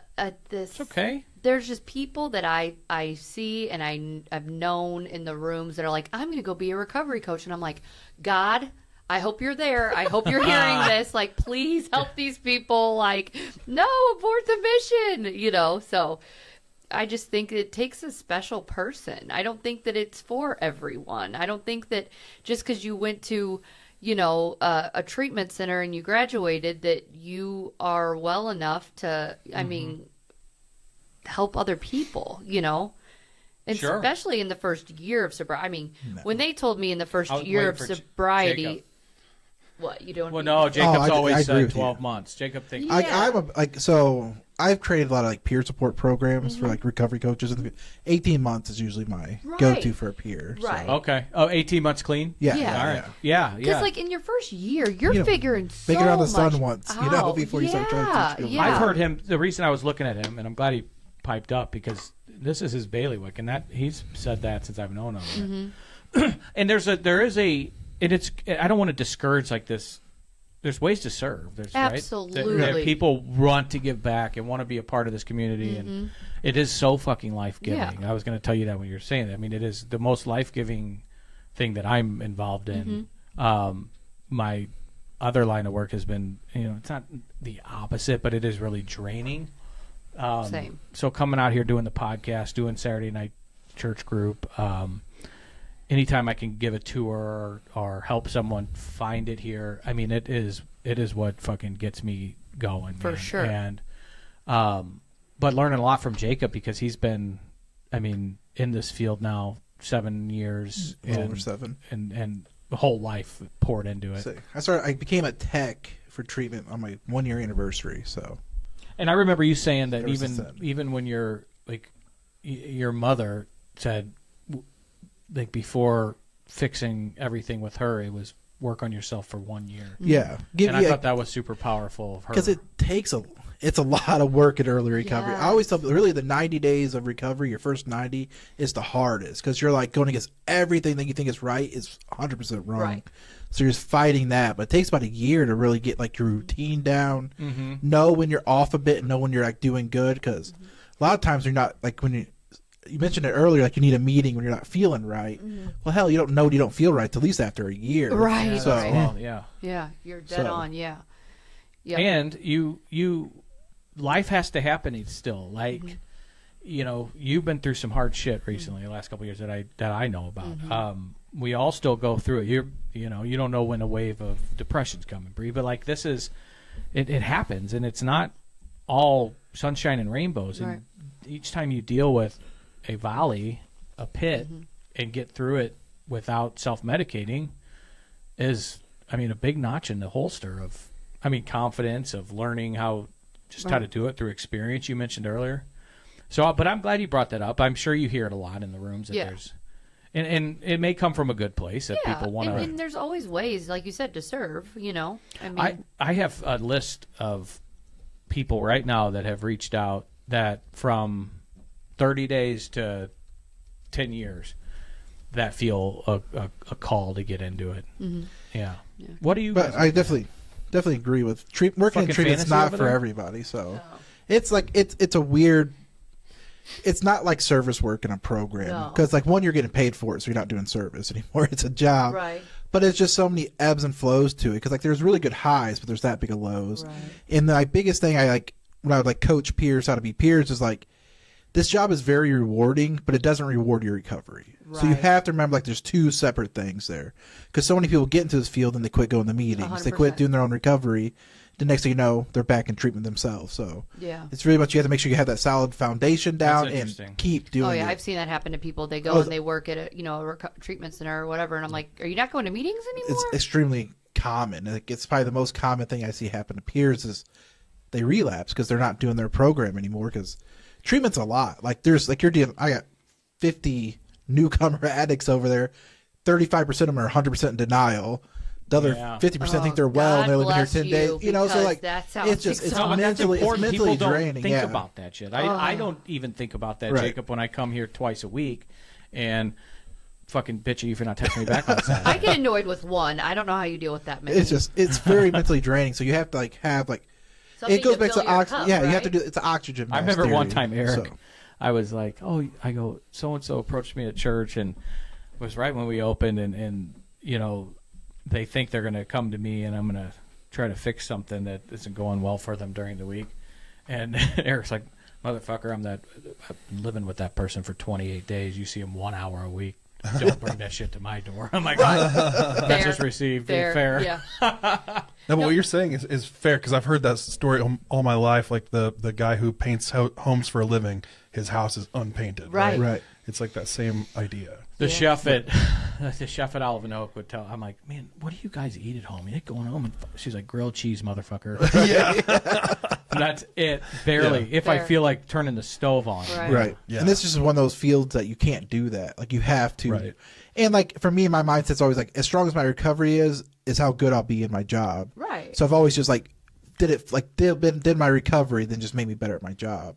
But a lot of people like get really good at their job and then quit doing their recovery, and that's when it's just And it's you're, dangerous. you're inundated in it all day long. So you figure you're getting your dose of it, right? But that's not the but case. not so much. Yeah, you have to. I always keep like Like, nurses are the worst fucking patients. They say when not here, but I mean, well, Right. Like my mother has been a nurse for 35 years. History of colon cancer, hasn't had a colonoscopy ever, and has like 6 things of the prep because she won't do it, and I'm calling her fucking ass out right now. Because she knows better. Yeah. Right. Tell her she needs to go do it, or else she's I going to told shit her in a box and I mail told it her I off. wanted the prep to lose weight. Yeah. I was looking for that instant weight loss. No, but talking about the So I first just year went in to White recovery, I'll never forget this one guy shared in a meeting. He said, you know, he was always the grill guy, like always grilled. Like he was the grill guy at all the family functions and everything. Like he went out and went to the grill. And like the first couple, like third family function or whatever, and he's like, I don't want to do it anymore. Like, and he didn't enjoy it. Like, you know, he's like, I don't know what happened, but I don't want to grill anymore. Probably because I used to enjoy it because I was outside escaping drinking beer. Right. But I don't want to do it anymore. And his family was like flabbergasted, like, what do you mean? You know, and it's like little stuff like that that you don't even think about, you know. It's just not something I want to do anymore. I was telling somebody recently that actually I was texting Peter, who's did Saturday night's church, and the whole sermon was on joy, and he did the chemical of alcohol makes us think we can't have joy in life without it. And to that point, like the things that I started finding joy again in, like real life joy, are like not something going to church and shit like that I would have been. Somebody had said, yeah, I can see Pondoff having fun doing that. Right, I mean, it just wasn't the case. Things change, yeah. And that's like, give it a chance. It's so much, it's liberating. It's real life, like profound joy that you get in waves. Not always. There's a lot of hard days. We all can attest to that. But yeah, it's, I checked into rehab saying I was going to have a couple Coronas. That's where I wanted to get and sit by the pool. Right. Grill. Hang out by the grill. And then they're like, all right. I might have told you, but they finally, okay. And then 10 minutes later, I was getting strip searched by a guy named Frank. I told that story, I think. Yeah, Jacob said he doesn't actually work there. Well, handy's a handy when you're in rehab. Excuse me. Sorry, girls. That was inappropriate. You've met me, right? I appreciate you guys coming out. Yes, I don't want thank this you. to end. When can we do it again? Whenever. Did you have fun? Oh my gosh, yeah, this is great. Do you want to talk some more? I would love to hear more, Bree. What would you like me to speak on? I'm just, I don't know. I could go all night, both of you guys. Didn't they give you a that time sounds limit dirty. though? No. I'm going to get myself in trouble if we, For sure. we get this going any longer. I do want you to guest speak out here. Yeah, absolutely. I'm really proud of you. I am obviously proud of you, but you're just like the godfather, the godmother of. I hate you. We also have a female AA meeting Tuesday nights in our gym as well at 6 p.m. By the way, It's open to like the public, so By the just a way, heads up. plug. Yep. I like. Can I go to that? No, I'm fucking married. you're still not a female, but Yeah. Well, you guys. Well, so you're welcome to go. We just want to have you guys out here. They're ballers. You guys are ballers. We're right down the street, both of us. 3 meetings a week, and it's not enough. I mean, it is, but I could do more. Well, that's a good message. I think that's people that. I also feel like we spend quite a bit of time together, and I feel like when you, Corey, and I were together the other night, like we were in line waiting for fish for, I don't know, 45 minutes. Like that felt like a bit of a little meeting to me. I don't know. Because it's like when you get a group together, right? Like your talk, like when you talk, it I mean, it's not an AA meeting, but when you have people in the same fellowship with the same common peril, essentially. Yeah. You talk different. You Like know, I can tell you what Megan felt in a day. I can't tell you like how her day went or what she ate. Like it's the deep stuff, you know. Yeah. Like it's not. That's where we have to go. Yeah. And it's like things that, you know, like I went through, you know, recently, and it's just like I can just tell Bree, like, I'm tired, you know, and she knows I'm not saying like I need to sleep or, you know, I'm overwhelmed. It's like I'm emotionally tired right now and I don't know what to do, you know, and and she can understand that, you know, people can understand that, you know. Being able to say that in a group like where it's life and death, to be vulnerable and deep is pretty powerful. Yeah. I think, which is what an AA group, a recovery group, is supposed to be. And those are, I mean, those friendships. Right. And it helps us when we're, you know, maybe not being completely honest, a week from now, it's like they know where I was at a week ago, so they'll check in or just stop by and be like, what are you doing? It helps us. We hold each other accountable in that aspect for those vulnerable moments. I think, I told her the other day, I have no empathy. It's something that I'm still very slowly getting. Really? You and Jacob are. It's like really, no, it's Holy serious. That's my last on my personality traits. It's insane. Are you a narcissist? I don't think I'm so. not. I don't think that's you are. related, but But yeah, I struggle with empathy. My mother-in-law's a fucking pukiaka with no empathy. We don't have a relationship with her, but she, what? Fuck her. But sorry. She told my wife once. She's like, I just am incapable of empathy. I know I'm supposed to feel bad for you right now, but I just don't. Like this is talk about. Well, Ashley's I'm not tea. that bad, but That's a sociopath. yeah. there you Ashley's go. tea for trauma. Yeah, no, but I mean, I don't like tell people like I don't feel bad for you, but like I see empathy in people. Like Bree will like carry my feelings. Like I'll call and I'll be crying. Like I'm tired of fighting alcohol. Like I just don't want to fight it anymore. And I have to remember, like when I hang up the phone, I might get over it. She's gonna carry that for me for a week. She told me, she's like, there's certain things I can't tell you because you carry it. I'm like, damn. Then I felt bad. I'm like, Oh fuck! God, That's I Oh yeah, I'm the feel bad. same. I'm an empath. It's like Same way. she'll be like, so the other day, I'm like, a month ago, I've been over that for a month. She's still fucked up over it.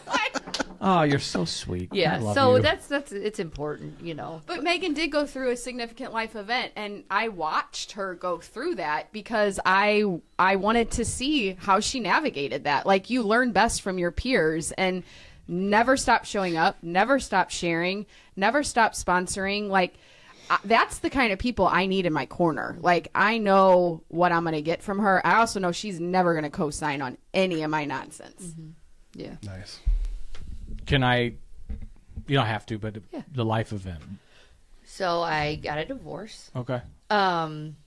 I shared. Sorry, I put you on the spot, but I'm glad there's a No, it's reason good. for it. It's good. No, it's good. Amazing man. We still have. We're civil. There's no. I don't think there's any hard feelings. There's no hard feelings on my part. But I got to the point where I was just tired of fighting alcohol. I felt. And, I had to watch myself because I felt like there was a little, like, self-pity. I always want to make sure, like, that self-pity part of me isn't slipping in. So here's the stupid program again, right? Can I just be sad, that I have to get a divorce? Can I not be like, now, are you feeling self-pity? Right, like- Are you not? It's like I'm constantly checking myself. fucking grace It's for yourself. exhausting, but that helps me practice the principles, right? So I fought alcohol for many years, and I arrested it. God has, by the grace of God, I've been able to stay sober for, it'll be 7 years in April. Well, fuck. That's what day? The 6th. But it's like 4/6, yeah. So, gotta get you a cookie cake. Yeah. Sorry, she already. No, it's ordered. But it'll be stale. I'll get something better than a cookie cake. Yeah, I know. What the fuck's wrong with me? Sorry. But, so I was just tired of fighting it. And, I shared at my previous podcast, I got sober. My husband still very much drank. We had alcohol in our house, and I was able to be okay with that. That is not something that I suggest to anyone. I always have to be careful when I tell my Yeah, story. I do that too. I get because it. it's like, I can be around booze and I can have it in my house, and I'm alone in my house. I have a bar, a kegerator. We had the whole nine. I know you're ex-husband. of Yeah, course. beer in every fridge. And I never even thought Great. about it. I love him. I He's an just wanted to put amazing, that out yeah, there. amazing guy, amazing individual. I gotta. He really Can I is. tell one story? Yeah. I woke up at the house I was living at, full blown drunk. I was, and I walked out to get into my car, and parked next to me in my driveway was his car, and he had a hefty bag as a driver's side window. Black trash bag was his window instead of Right. a window. His car was looked like it had been through a demolition derby. Sure. And I text Screech. I was like, "Is Grandpa all right?" I'm like, oh, that happened weeks ago. I guess. That's how we drove around. Right. It was fucking classic. God, Yeah. I wish I could had a picture of the Yeah. car. But anyway, sorry. But yeah, no, amazing guy. It came to the end of me fighting alcohol. I felt like I was still fighting with it. On the weekends, I was trying to win over alcohol. Win over, choose me, not alcohol. you know, and for some reason in my mind, I have all this knowledge of this disease, and I know all these things, and I know that it's not personal, and I know that sometimes people don't have a choice in drink, and I know all this stuff. But when it came to my life, it felt so personal. Like it was me. And I finally just, you know, when the fear of being in the same place is bigger than your fear of change, you move. Wow. And I moved. And I said, you know, we got to. I'm sorry that all that went down. Yeah. So I just gave up. And I got to a point where I was so sad because I was like, why have I been able to stay sober for 6 years and I'm still fighting alcohol? Like, why do I have to still fight alcohol? I don't want to fight it anymore. And I'm fighting it every day. And I got real sad, you know, because I was like, what am I doing? You know, I know it's more powerful than me. I know the drink is going to win every time. And it forced me to move. So we got a divorce, and it was probably the fastest divorce in history. You know, he took his stuff. I kept the house, and we don't have any kids. So it was cordial, you know. Listen, I don't know if it's because it seems more common these days, or because I don't know why, but it seems like kind of going back to that hierarchy of grief. Like people don't realize how fucking brutal going through a divorce. No is. one warned me.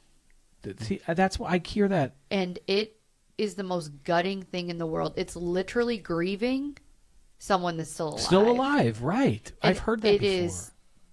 I do not wish it on my worst enemy. And when people like say it now, like I think I want to get a divorce, like before I'd be like, oh, but now I'm like, whoa, hold on.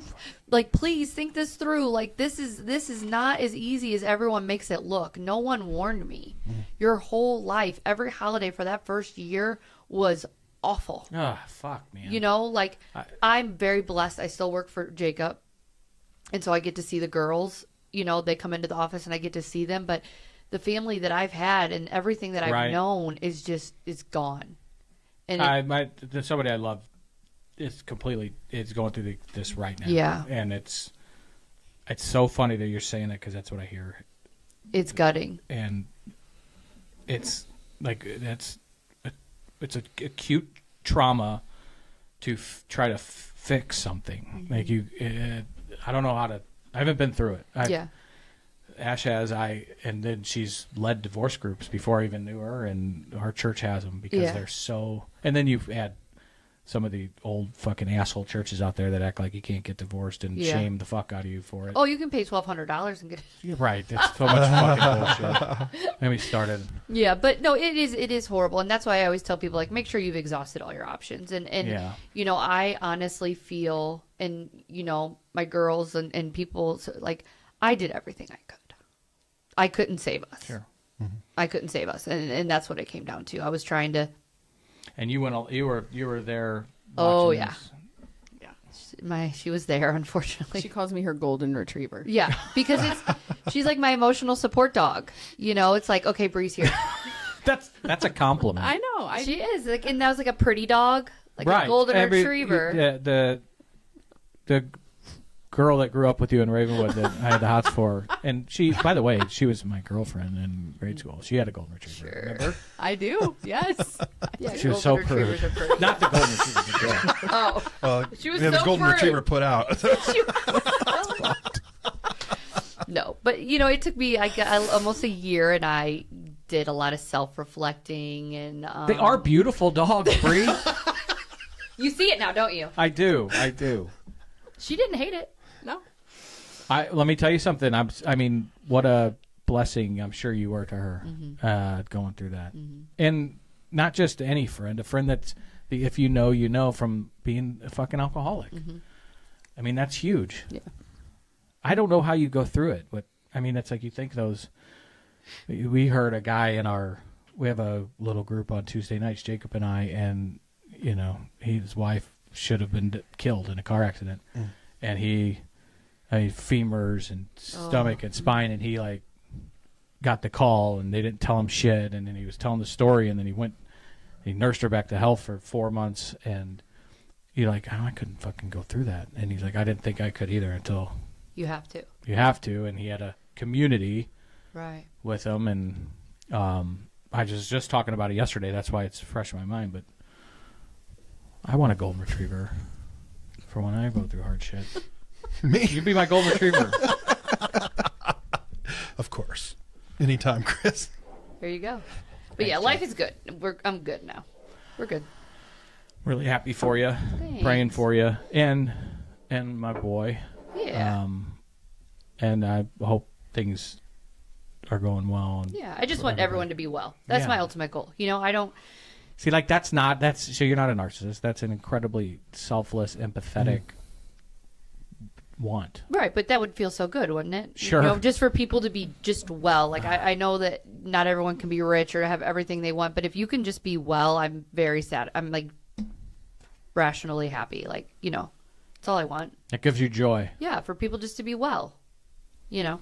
So. Well, thanks. I mean, I'm glad. So I already put you on the spot, but I good. wanted to hear the real shit. Yeah. I appreciate you sharing about your depression. I appreciate you sharing about your divorce. Those are people need to hear that shit because that stuff fucking happens. And you sobriety. don't have to drink or drug. Right. And going to meetings and hearing people share their experience on moms dying, kids dying, dogs dying, getting a divorce, and not having to pick up a drink, that's where I got my strength. That, you know, and God, obviously, but that's where you get it, is those listening to people share their experience. I did this and I didn't have to drink. Okay, so then I can go to that person and say, you went through this. How'd you do it? Experience. That's why that's the whole fucking purpose of Yeah. this stupid little shit show that we call this podcast. It's not stupid. It isn't. I love it. We have fun, and it's like I said, it's life giving, and it's self-serving. I mean, hearing you guys, and this is warrior shit, and you know, I may be 11 years tomorrow, which is a lot of one days at a time, and I will say that the last 2 years have been my fucking hardest 2 years of my life, my sober life especially, and I would put them up there. It's been a tough, but I in a temper tantrum, a professional temper tantrum, I did to tell somebody that you know, you take my house and car, you're not going to take my sobriety, and you're not going to take my faith in fucking Jesus. And they probably say don't say that in the boardroom, but fuck them. I have to. That's my life. And those are nobody can take that shit from us. We can give it away, but nobody can take it. Yeah, we're the toughest people out there. You know, people think, oh, you quit, you're a quitter, you're soft. Oh, you quit drinking, you couldn't handle it. Oh, you quit drugging, you couldn't handle it. Like, the toughest people I know are people who are sober and can keep their sobriety in spite of everything. Like, these are the toughest people I know. Put them against Damn, anyone. I feel seen. That's clinician. That's a clinical word. You don't like that. Oh, you don't like that when I say that to you. No. You think I'm a pussy. Yeah. Because I say I felt seen and validated. Thank you, man. How do you feel about that? Him being seen. Oh, he knows he's seen. You make sure he's seen. Okay. Where's that camera? Well, I just wanted to make sure because you have no empathy. Neither does Jacob. So. No, he'll be fine. Right. I'll get over it. Yeah. What are you going to do about it, Jacob says. That's my response to everything of Chris's. What are you going to do about it? Anytime he's upset, what are you going to do? Stop being a pussy. There you go. I do need that hockey coach, though. I do respond to that. I kind of... You're a golden retriever. She's a hockey coach. I'm married to a hockey coach. You are. Fucking ball breaker. I gotta find No, you. sweet angel. You said that earlier. I'm like, we're talking about the same gal? Oh my God. You need to ask her. Hey, when Jeff's not feeling, great, how do you treat him? She, I guess, doesn't have that She'll say, empathy pull, either. pull up by the bootstraps. Yeah. Which is Get out of bed, pussy. she wouldn't use that word. All right. She wouldn't. Everybody needs that put. I don't know. I'm not for everyone. I've had many people that say, like, you're too hard, and that's okay. Can I send people to you? Can we send people? She's like, enough. Well, we have both If options I here. had I feel $1 like give it a for every time a girl came up to me and said, Megan can't sponsor me, but she told me to contact you. I'm like, Megan? Yeah. And they don't ever stick around. That's true. And no name. There was a friend of a friend that was driving from St. Louis to Belleville just to sit at your house and do meetings together for during COVID. Yeah. Yeah. People do that. Yeah. It's crazy. Yeah, it's just, you know. You got to want it, man. I mean, how hard do you want it? Yeah. And yeah, it's there if you want it. You just got to you got to get it. it's worth it. Yeah. Well, I'm this won't be the last. We want to will we release her? Yeah, let's do Are it. you serious about that? Yeah. We'll put it out on the feed again. Probably not the YouTube because I want to keep the numbers the same on there. I'll just repost it. Okay. What's What? that? She's If I put it out again, then the numbers start over. no. We Oh, don't yeah, wanna don't do that. No, she Yeah. wants those fucking. Yeah. I want those clicks, baby. We have Yeah. more, I mean, by a lot. You went viral as far as our Like, stuff yeah, is concerned. right. Oh, okay. I wasn't looking for all that. I would just want No, it did. Compared to our other Yeah. YouTubes, it was like disproportionate. Oh. So we're gonna shoot for that. And the idea is that nobody's making any money off this. This is to spread that message, right? Yeah. And if some, I mean, listen, I'm not going to turn like Coca-Cola down if they want to sponsor our Starbucks. AB. No, It's like that scene from Wayne's no World. Starbucks. Yeah. You got to go like long story. If you want us to be, we got to do long story. Okay, so I want to do a live podcast from Long Story sometime. Oh, We might be What able the to fuck arrange is Long that. Story? Oh, It's the best coffee shop. in the world. by Fridays. Yeah. I know. You're Yes. talking. I'll be at Fridays. Can we do it there? and he's lovely. No, we're going to order in Friday's pizza to Long Story Okay. and then we're going to rent it out at night. Oh my gosh, do it. This is just a dream of mine. I don't see. Well, you guys got to come on for it. And that, we'll yeah, just, you'll be like, on it. Host. Bring some Oh, friends. we're at Long Story. Like I'm at Long Is that Story your every spot? day. We used to have coffee there on Saturdays. Yeah. Kind of got away from that, but I work from there a lot. Really? I've How never have I seen you there. seen you? Yeah. Weird. If you go to the little sorry, this is weird. If you go to the little like tabletop, the 2-seater thing Yeah, and by the on the post, pole. if you go look there's a little sticker, and it's a sticker of a fortune cookie, and that's from my old podcast. And I left him out. What's weird about this? That it's very niche. What? You would have to live in Belleville and give a shit about this coffee shop. The coffee. I was wondering what. Yeah, that's a great coffee shop. Yeah. It is. By Fridays.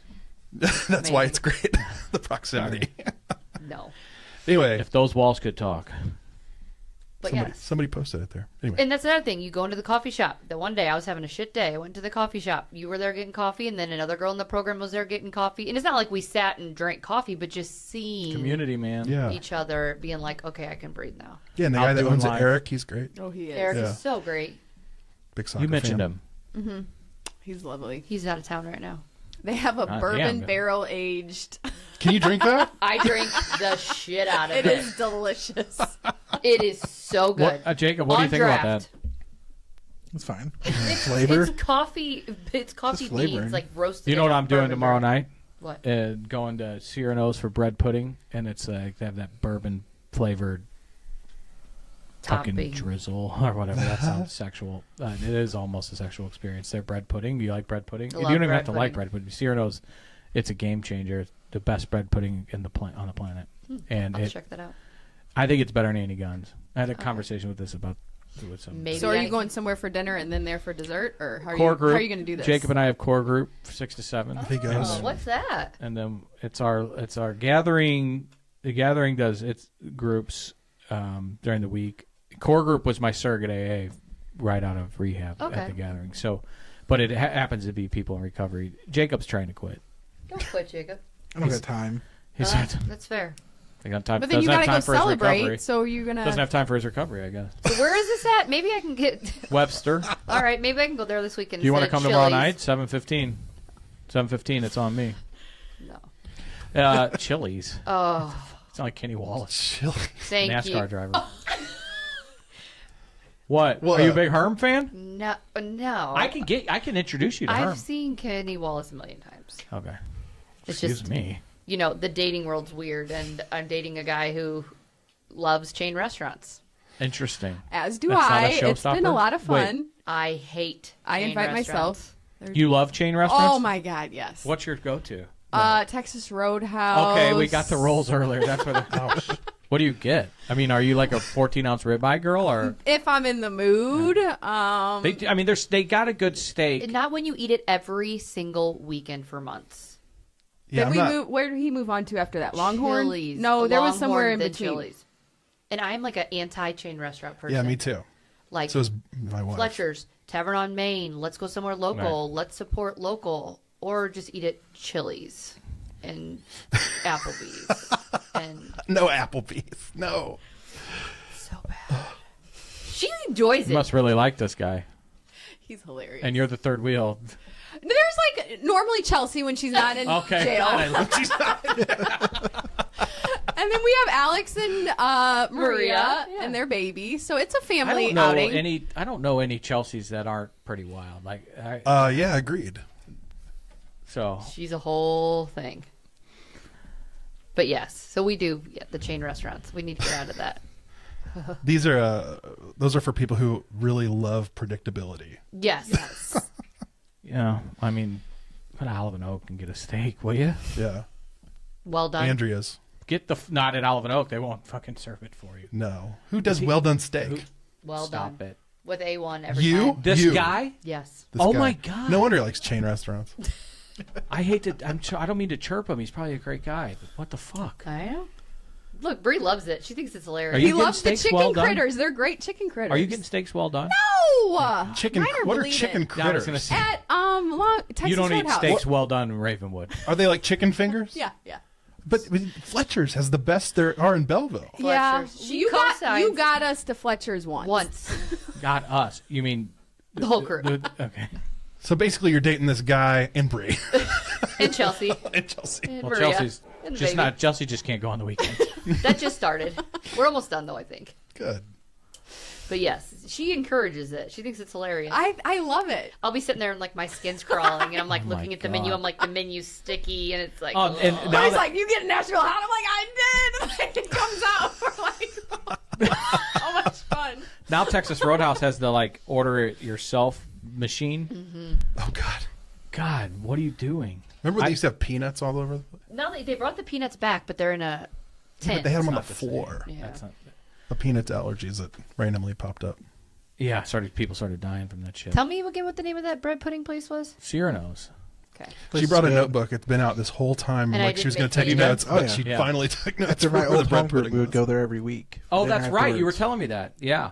It is really good bread pudding. So So it'll be dessert. We'll go. They have decent food. I think it's their food's the good. Sugar Fire family. So the desserts, but Cyrano's is sometimes wins like best dessert place in St. Louis. Interesting. I'm Some all there of for the lists. desserts. Now, will you celebrate your 11 years with your family? Like, will you do a big Yeah. thing? So Ashley and my mom and Brooke and Charlie, we'll just go grab. No, we'll just. Last year I did we had people over for my 10-year. Jacob actually came. I was there. Thanks for inviting me. He didn't. I wasn't invited. I just showed up. But What am I going to do though? Speaking of celebrations, do you get coin? Do you? They he gets himself a coin. no Eric and Ashley got me this 10-year. Oh, cool. So I need to get an 11-year. You know, I had. No, I can't say this. I'll tell you off. Okay. We don't do coins here at IRC. I would just like this documented. We didn't get a Badgley dinner celebration for your coin this past Because time. they have been gone. Last time we went to, where did we go? The top of some hotel in St. Louis. Like, That's what I'm talking about. where was that? It was that restaurant at the Four Seasons. That's a Gerard Craft place. Yep. The top of it. The Badgleys took us, all of us, and you got all these drunks How'd you walking get in. there? Air? By air? Just land the You know, helicopter Blair on top? lives like right over by you. I passed your house when you got the big Illinois flag outside. That's me, baby. Yeah. Fucking bad night last night. Yeah, not that good. was bad. Turnover fucking city, man. I thought they were going to come back and get it, but Michigan's still doing well, so I'm all right. Oh, I forgot about that whole thing. That's because of a boy, too. Isn't it? It is. I'm a Michigan fan. Because of a boy. No, I went to the big house a couple times. That's because of a boy. And I know him. no, the big house sold me. Okay. Yeah, you're really. A lot of people are into the jail with you, right? Right. Yeah, Not exactly. that big house. No, wrong big house. The big house sold me. Yes, a boy took me to the big house, Right. but the big house That same sold boy me. with the boxers? Or were those always Yes. your boxers? Well, I don't know how the hell it worked out. I was drunk. You were. You were so much fun. That whole house was fun. Oh, parties for days. I mean, it was a fucking binge. But the girls in and out of there. I know. And the ugliest guys. I don't understand it. Literally. Right. They were, I mean, the ugliest guys. Yeah, lived in I that would house. have like all of my, I hope they listen to this because they're fucking, they piss me off. all of the girls. I would bring all the girls over and like girls for days. Is this Beautiful. college? College-ish? No, it's College age? It's between high school and college. Yeah. There's a between high school and college? I don't know what we would call You mean that. summer? Like, well, we were supposed to be going to college is probably what it was. Okay. I mean, it was a fucking co-ed frat house. 100%. In Belleville. Yes. Yeah. Right by Fridays. We're glorifying the disease. We are. It's not cute. Sorry. Guys, thanks so much. I know it's past your bedtimes for coming out here. It is, isn't it? Yeah, I go to bed early. Good for you. I shut it down. So much in common with Ashley. I'm like, what are we going to do? She's like, oh, it's 8 o'clock. I'm going to go close my eyes. I'm like, okay. You don't even get a dateline No, in, do you? Corey got me back on Walking Dead, so that's like my way how I de-escalate. That's a horrible way to de-escalate. Right. That, Although, I mean, It's dateline and survival. that makes me Love me very... some Dateline. Bachelor finales tonight. I think it's a finale. What? Ashley got me The Bachelor. Fantasy Suites. Bold and Beautiful. Young and the Restless. Dawson. Okay, now it's really past my bedtime. Yeah. Thanks for coming. Yeah, thank you for having Thanks us. for coming back. Yes. And we'll get you guys. I really want to get you plugged into the guest speaking thing. Jacob, you set that up? Yeah, sure, Chris. Yeah. When do you want her to guest speak? I can get her I in. don't control the meeting. I We've can already get went her over in. this. Well, yeah, then whenever she wants to. Okay. We'll District do that 14. when I get out. I know the DCM of District 14. Perfect. You guys are the best. Thanks for my cookie cake. Of course. White Side Warriors for life. Absolutely. Oh my gosh. Galtoff. I'll leave it at that. Thanks so much for listening. Please subscribe, like, follow so we can get some attention and, jerk ourselves out to our egos and spread hope. Thanks for coming, girls. Thank you. Thank you. As always, let us pray.